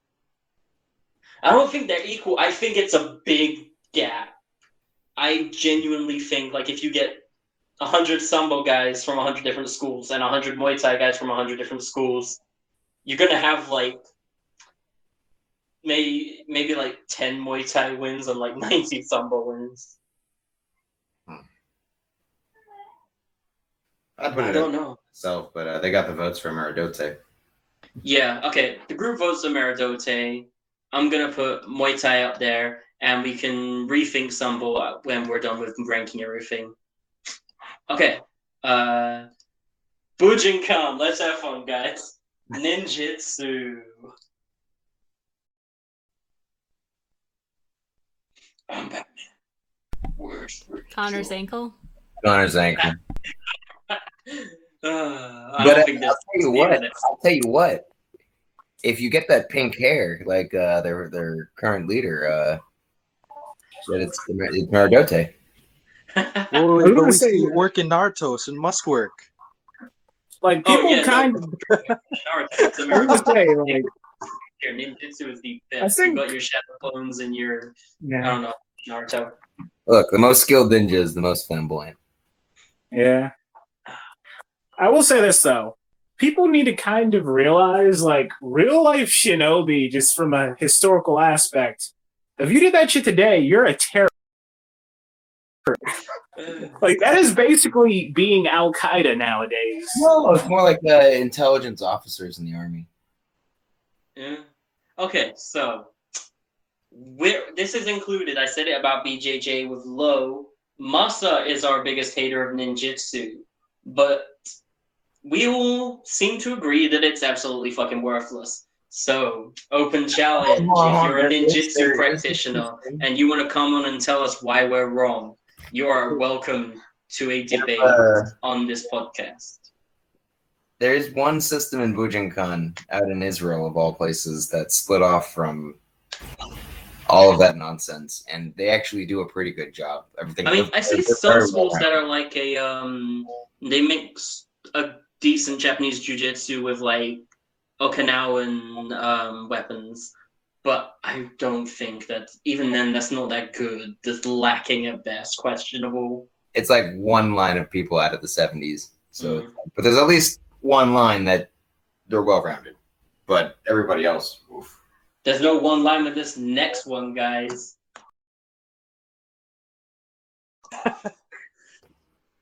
According to Meridote, that's Meridote. Shit, you're right. We have to put it on the top tier. I'm not gonna. I feel like we should do it just for the memes. Yeah. Yeah. Connor Zankel's my vote. We all know where this is really meant to be. It's meant to be in a Meridote. Dimmock, the Death Touch, is the most functional and most dangerous thing of all time, and you can't spar it because it will literally kill you. Okay. Kill And you, now, your family. Everybody's families. speaking of dangerous and best of all time, Jeet Kune Do, Bruce Lee, martial arts god, his style. Where do we put JKD? Functional. Really? I mean, As the a philosophy system, itself is pretty good. We're not talking philosophy. So the philosophy is obviously good, and it's somewhat shared between a lot of martial arts. But we're going to be ranking JKD, the school system, which is like a kickboxing. It's got a little bit of Filipino influence. It's got the Wing Chun base, some karate, some taekwondo. I think it maybe has a little bit of judo. It's the big mixed pod where you're going to be doing whatever. I don't know. I'd say for what it is, like, you're not going to be some top tier god, but you're going to be able to defend yourself and even go to a tournament or two and do decently. For sure, for sure. I mean, it sounds well-rounded based on what you said. It's pretty well rounded, yeah. It's Wing Chun and Taekwondo, so yeah. For striking, at least it's well-rounded. But So functional? school dependent. Yeah. School dependent. Not everybody is Tommy Carruthers. I don't know. I don't think I won't say I've definitely seen bad schools actually. Jeet Kune Do is school dependent. Penchak's a lot. Okay, so this is totally anecdotal, but I trained with a dude who did this for like 10 years. He was phenomenally well-rounded. Yeah, I've seen ridiculously good people, especially with weapons as well. Like their weapons work goes insane. But they've just got skills. There's a couple. What I've seen, yeah, you go first. Well, there's been some live weapons practice I've done, and he's one of the only people that actually like nail me. Was with a cut, dry through the air, and he still managed to catch my finger. And they got a lot of wrist strength, like a lot, even compared to like the Koryu people. It's remarkable, and their stances are holy moly low. Yeah, they have some. They're kind of like a good mix of like karate, kung fu, and a little bit of jiu-jitsu with like kali as well. And it's like really small amounts from each. Like it's not an MMA type thing. They have like the clear sort of similarities. I wouldn't say influence. I don't think it is influence. I've seen really, really good Salah, and I think the good Salah I've seen is exactly what Krav Maga wishes it could be. Like your average Krav, maybe even your good Krav wishes it was Salat, good Salah. But then you also Put it on have par. not good Salah. It's one of the only arts like that that also goes into like an internal arts aspect. I'd say Plus, it's animal based, like wolf style, eagle style, but like those are seriously things. not good Salah, even then, looks really good. I'd say it's basically like performative wushu when it's like not functional.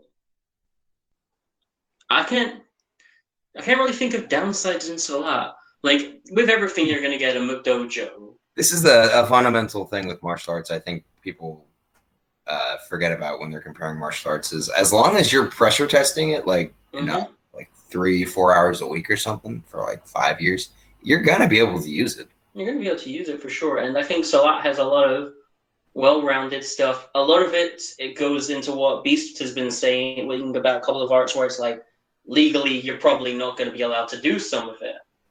But You can walk around with like a Chris knife. yeah, Or a karambit. but Yeah. Oh, Yeah. Kieran, to expand to that, I will say this goes with Salat and Kali both. Yes, legally speaking, you're probably going to get fucked. But with that being said, if it is life or death, those are the arts that bring everything to the table because they are Yeah. prepared to kill. yeah. I'd say it doesn't have any downsides per se. I think its good side isn't enough to make it a Meridote. I wouldn't even really say it. No, I'd say it's better than Sanda. I won't say it's better than surprisingly functional the first time you come across it because you think 100%. it's gonna be like Yeah. non-functional, and then the kicks connect, and it's like what? And there's some I training think it's- stuff I've taken out of it. That's really been handy. Okay. And our last martial art for this list, Tai Chi.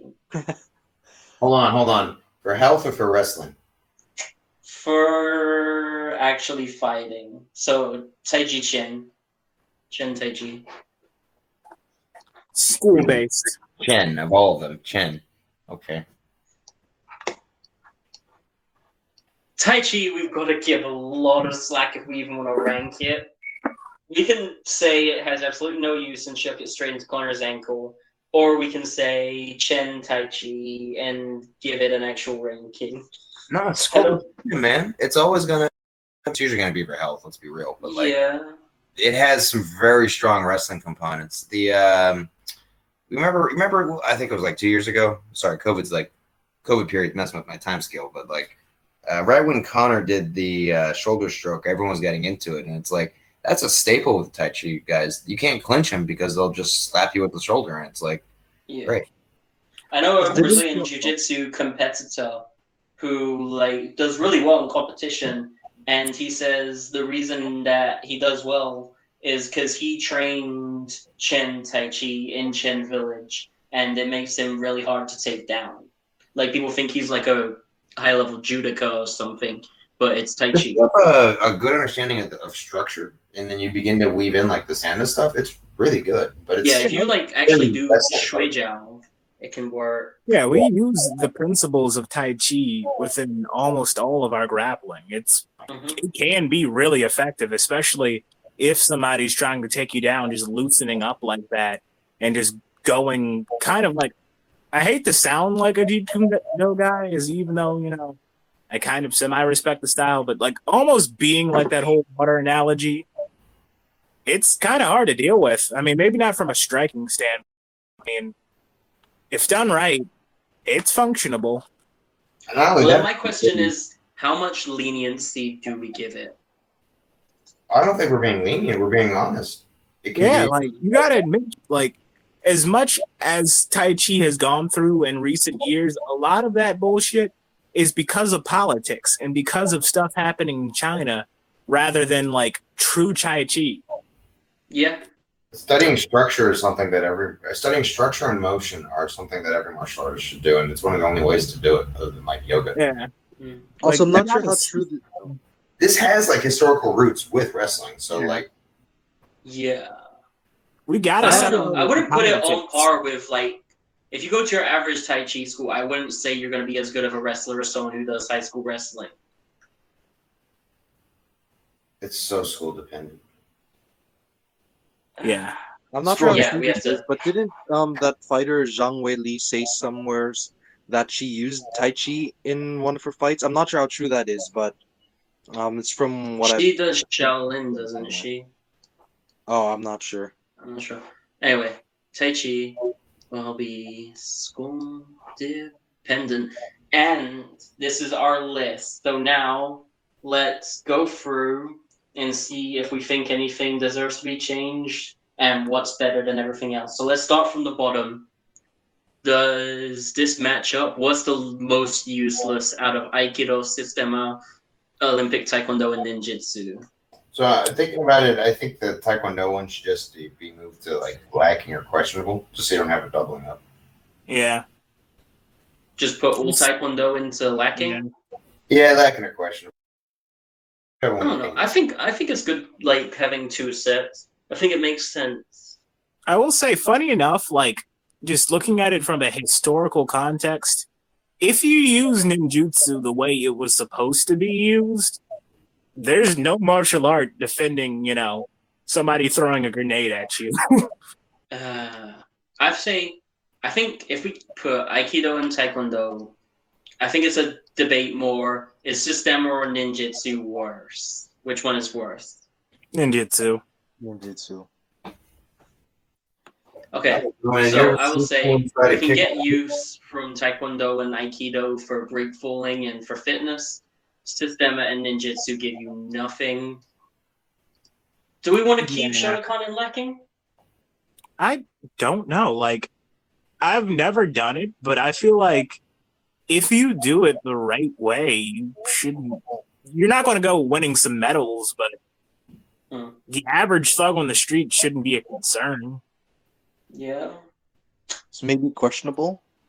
Questionable.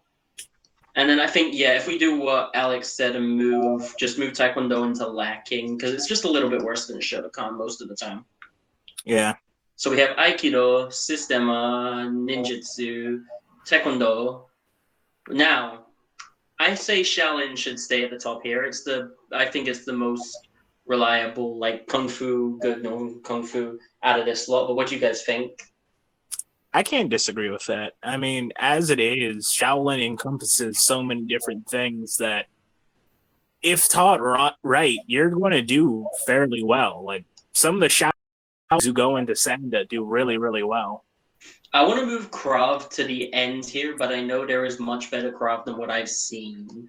Like from my experience with it, Krav would definitely be the last questionable, but I don't think it is. I think as it is, like I said earlier, even if you learn it from like the actual Israeli army, there's only so much you can really do with an art made for modern day combat. It's not made to be this, I'm going to go, in the cage, or I'm going to go into the fucking box. We're talking about self-defense. We're not talking about in the cage. Even then, like, you've only got so much to really use. It's more of a 52 blocks type deal than anything. I think my inclination is Hapkido is the worst out of the ones here. Shotokan's better than that. Krav can be better than that. And then Kung Fu is the least bad out of this lot. Does anyone want to switch that up? Okay. Now, this one, we've got our most, so we might want to switch things around. What is the most reliable of the school-dependent martial arts? Wrestling. Wrestling? Yeah. I don't think you can, like, I think just on a general level, just checking off all the boxes, everything you do in wrestling, you can do on the street perfectly fine safe for the most part and within the law as well. Whereas the others, you get into predicaments where this, like by the bar, you're going to find more good wrestling schools. I don't think that's up for debate. As much as I kind of hate wrestling dominates in the UFC. Wrestling dominates, so it's better than BJJ. I say BJJ is the second in school dependent because it's just you can't say it doesn't work. You could just say it's got areas it's not working in very well. I wouldn't be sure what to put after that. I think for me, it's a toss-up between JKD and Wing Chun because they have so much similarity, and it's very school-dependent what's going to do better. I mean, I'm tempted to say Wing Chun just because that dude that got fucked up the other week. Waldo-looking dude, yeah. But, I mean, with that, though, like, you have basically the parent and child situation with Jeet Kune Do and Wing Chun. I just think per capita, though, you'll probably find better Jeet Kune Do schools than you will Wing Chun schools. For Wing Chun, it's not like a system of theory that's been put together. It's a complete system, and we've seen enough of it. Like, we've seen it be implemented. A lot of stuff that works is in Jeet Kune Do. A lot of stuff that works gets taken into MMA. We've seen people use it purely in MMA, like Kilala, Silala. Like Carlos Gracie Jr. said that he wanted to implement it into Brazilian Jiu-Jitsu. Yeah, I'll give you Wing Chun. But that's my bias. I'm a Wing Chun guy. I mean, so yeah. I'll let all you guys decide Wing Chun or Jeet Kune Do. What's better? Jeet Kune Do, usually, because I spar more. Yeah, I have to agree to that. I can't disagree. Okay, so is Jeet Kune Do after BJJ, or is American Karate or Tai Chi or Japanese Jiu-Jitsu after BJJ? I think as a system, even though it's so much of a unicorn in the sense, like Japanese Jiu-Jitsu, when done right, is basically giving you judo, BJJ, and everything that was spawned from it. I'd say based on what we're using, it's a little less well-rounded than JKD. I mean, yeah, but the main thing going against it is just the sheer fact that any good school is like I said, it's a unicorn. It's not something you're going to see possibly even in your lifetime, depending on what country you live in. Yeah. Okay, what are you guys thinking? What follows up from BJJ? I think I'd actually put American Karate over the Japanese BJJ and JKD, just because if we're talking about schools and how easy it is to find, I can't name a single JKD school around here at all. While for we're not trying to look for ease to find. We're trying to look for technical comparison. I'd still put either JKD or American Karate over Japanese Jiu-Jitsu, in my opinion. I'd say that's fair. Alex, Master, what are you guys thinking? I think it's fair. This looks good to me. Yeah, it looks good to me too. Okay, so I'll say what Jero was saying. I'm gonna put. In my head, I see JKD and Wing Chun of practical equivalents, and I refuse to say that American Karate is better than Wing Chun. I'm sorry. This is, in my head, what I see the listing as. We have wrestling, Brazilian Jiu-Jitsu, Jeet Kune Do, Wing Chun, American Karate, Japanese Jiu-Jitsu, Tai Chi. I think it's fair enough. Yeah, I think that's good. Okay, moving up to this list. What is the most functional out of these? We have MMA, Silat, Kyokushin, Okinawan Karate, Kali, and kickboxing. Probably MMA. Yeah. Yeah, okay. that's a pretty easy one. We'll say MMA is the most functional. What follows up? I'm tempted to say or Kali, Yeah. but that's my See that? idea. I think Kali and then Silat just for the findability factor. The Yeah. issue is the CLAT includes the stuff that's covered in FMA usually. Yeah, so that is I mean, a lot yeah, more but at the same rounded. time, though, like, are you going to like even on the best of occasions? I don't know. I don't have enough experience to say it. I'll let you guys decide on that We're one. not including finding it, so I will I don't say know enough about Silat and Kali Silat. follow. Kickboxing's going last on this list. I don't care. So we got to choose Kyokushin or Okinawan Karate. Kyokushin first, Kyokushin. I'd wager. Funny enough, pretty much one's a subcategory of the other. Yeah. Also, with kickboxing, you got to Well, admit, like, per capita, you're probably going to do decently if you do kickboxing rather than having to, get lucky enough to find a good Okinawan school. Yeah, but I karate got guys have basically dominated most kickboxing tournaments for decades. Yeah, but the Okinawan karate includes weapons. That's Well, fair. in Kobudo, for sure, yeah. They mix it normally. I'm going to say, I say Okinawan Karate over Kyokushin, but you guys say Kyokushin, and I'm going majority. So we have MMA is the most functional, Silat, Kali, Kyokushin, Okinawan Karate, and kickboxing. Yep. And now moving up. Do you think any of them deserve to move up into good before we continue? Yeah, I still say we're a Meridote. No, I'm saying from functional to good. Anything deserves to move up. Yeah. Okay. Part of me wants So, MMA to move up just because how well versatile it is, but I don't know.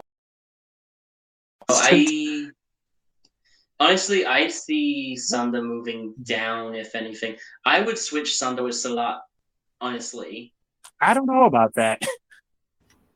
I don't about see that one. Sanda I as... don't know. Nah, I don't see a Sanda guy beating an MMA guy for one. I do. Really? I mean, yeah, no, we've done it. But it's punches and kicks and takedowns, and MMA is punches, kicks, elbows, knees, takedowns, and submissions. Yes, but there's one thing you forgot about that. It's punches, knees. I mean, it's punches, takedowns, and throws, but there's also a lot of takedown defense within it. Maybe not from the ground, but like getting to the ground, you have a lot of, we have a lot of counters in terms of that, I'd say. But there's a lot of moves for that. Oh no, I'll go what you guys are saying. I would argue it, but okay.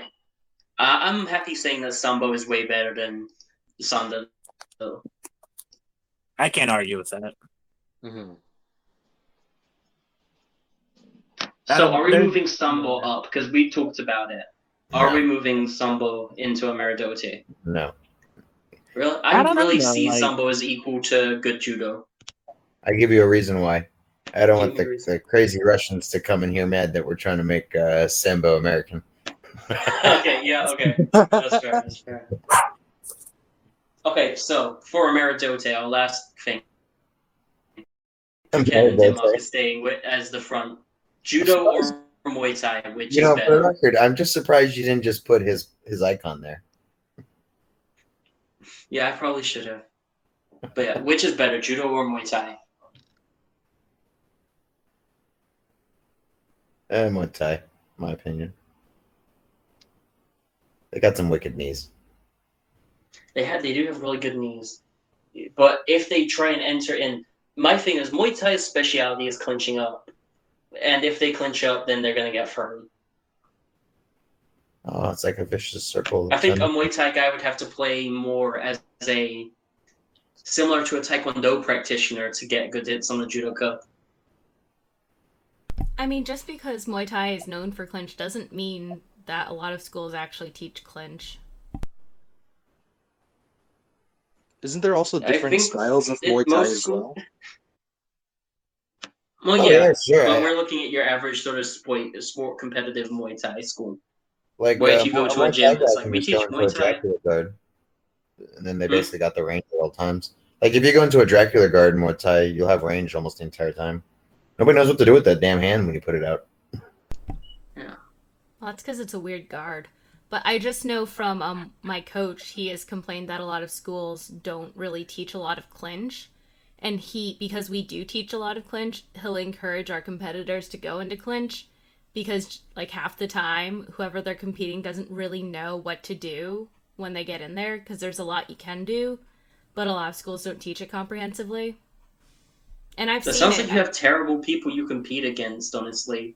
It's a terrible, terrible thing. I guess if you hate the whole state, I mean, that's a possibility, but I've definitely seen some people who get clinched by our guys and they're just kind of like, I know this one thing and this one thing only. Fair enough. Okay, so are we putting Muay Thai in front of Judo then? Yeah, I wouldn't mind that.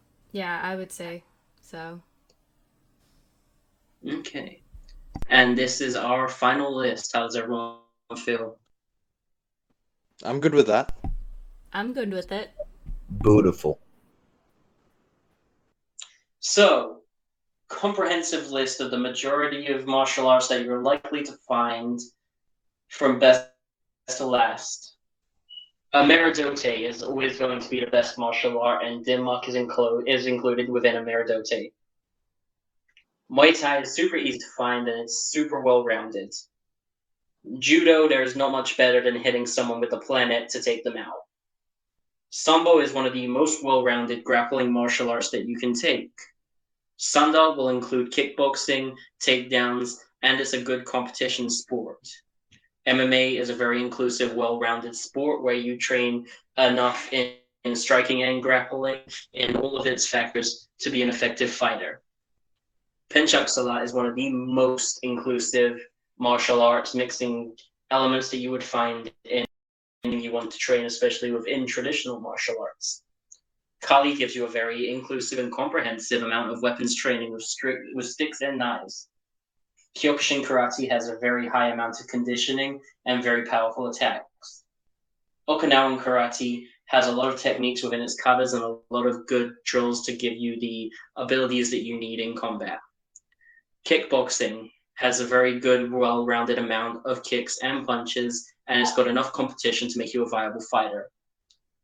Wrestling at a high school level even has good competition and an amount of takedowns and ability to fight other grapplers that makes you a dangerous threat, especially to someone who hasn't grappled before. Brazilian Jiu-Jitsu, once you can take somebody to the ground, especially you have some amount of takedown ability from wrestling or judo, it's very hard for them to escape from that, and you can submit them fairly easily if they don't have any training in that area. Jeet Kune Do is a well-rounded martial art that mixed a lot of elements from martial arts and created a decent kickboxing system with self-defense elements.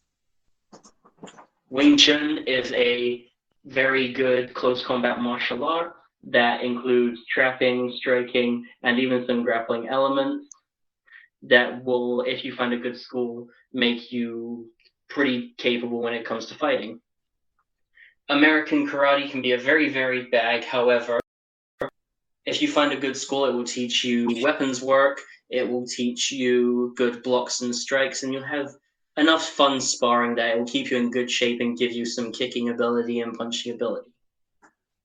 Japanese Jiu-Jitsu is a very rare one to find, however, it's incredibly good when it comes to self-defense grappling. Wrist locks, arm throws, arm drags, hip tosses, and the ability to fall without getting hurt are included within the syllabus of Japanese Jiu-Jitsu.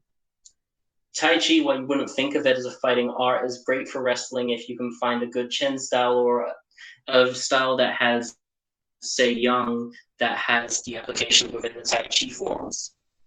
It can improve your grappling ability to an incredible level. Kung Fu, if you find a northern Kung Fu school that has enough drills and sparring, will not only increase your flexibility and movement ability as well as good conditioning, but it will give you decent strikes. However, it's so incredibly rare to find something that spars like that. And also, even within that, a lot of the forms have been adapted over time to be more formative. Krav Maga is one of the most heavily split because you can get a very good military system that is designed to protect you from weapons, but you will normally find absolute bullshit. Sport karate has faced a lot of embarrassment recently. It gives you good speed, good kicking technique, and the ability to move in and out of range very fast. However, its point sparring system can be a detriment to your actual ability to handle the pressures of real combat. Hapkido is rarely ever spars, but it is a good mix of taekwondo kicks with aiki throwing techniques, and it can be decent when you find a good school. Normally, a ITF taekwondo school that's mixed. Taekwondo itself, you'll normally find is lacking in the majority of areas. It's a point-based kicking system. That's not how it was traditionally meant to be, but even with a very good school, it's going to vary dependently. You can find taekwondo that works, but if you're doing it, it's most likely going to be an Olympic competition taekwondo. Aikido has decent concepts, however, the founder was not interested in making an effective combative system, and through a large amount of weird things going on, there is so much ineffective technique in there that you have to completely break down and reconstruct the art to make it functional. Systema may work somewhere. It's a military martial art, but if you can ever find any of it that works, you're going to be the first person that any of us know. And ninjas have not been real for many a time. I'm sorry if you like Naruto that much, but Bujinkan does not work. You're welcome to come debate us.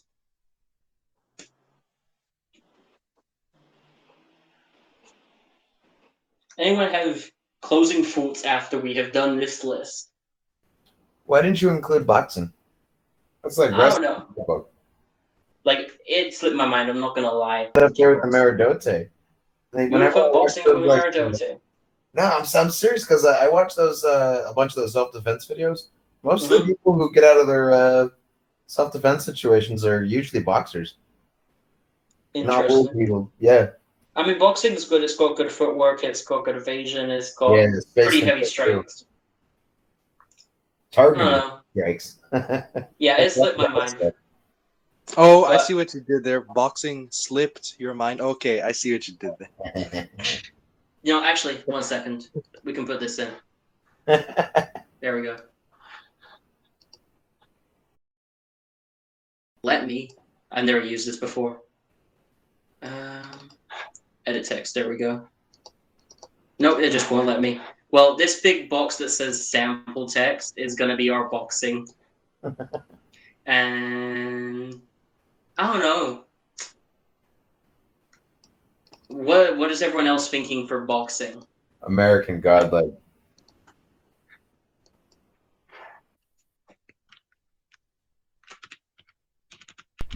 I mean, yeah, I think pretty highly of it. It's got Okay. speed, it's got power, it's got slips and all that stuff. I mean, it's good stuff. Do we put it above judo and Muay Thai? Above judo? Where do we put boxing? Nah, I think this should be right there. Yep. Right there. Yeah. Boxing is right there. The majority of people who have ever done a martial art, even if it's just like a traditional martial art, they will say if you don't want to actually study martial arts and you want to just train occasionally to defend yourself, do judo or boxing. And I think that's a very fair statement. The whole point of this is a subjective, and this has a specific purpose in what we're talking about. Like, we're talking about your average school with a little bit of leniency. If we were to start talking about which is the best, this is different, and we will do that at some point. So if you're watching this video and you're coming to just the end and you want to disagree with us, you're welcome to disagree in the comments. And if anything we've talked bad about you like, you're welcome to disagree on podcast. We are open to debate. Come to us with this perspective. your average school for self-defense. And that's where we will leave off. Thank you, everybody, for watching Combat Connections Day Class Podcast. Thank you to Zanjala and Gyro for coming back on this podcast. It's always great to have you guys. You're very insightful into the martial arts, and you add a lot to our discussions. And thank you, Beast, for also coming back on. Yep, thanks, Beast. You're basically becoming a regular host at this point, Beast. You've been on like 4 episodes. Yeah, so let's leave off. Gyro, Alex, tell people where to find you and what you... Feel free to find us on Martial Arts Alliance on Discord. See, I just want to say thank you guys again for having me. You can find me on either Twitter, Facebook, Instagram. Just search up Gyro_orc.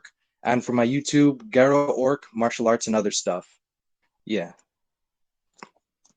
And guys, thank you for being here. Guys watching, thank you for watching. Don't forget to like, comment, tell us what you like, what you don't like, what you want to see, what you disagree with. Come to our Instagram, come to our Facebook, come to our TikTok, Combat Connection Co. or Combat Connection_Co. Don't forget to watch the other episodes of the Day Class Podcast. Don't forget to watch our regular Tekken live streams. And don't forget to keep training. Till next time, guys. Peace.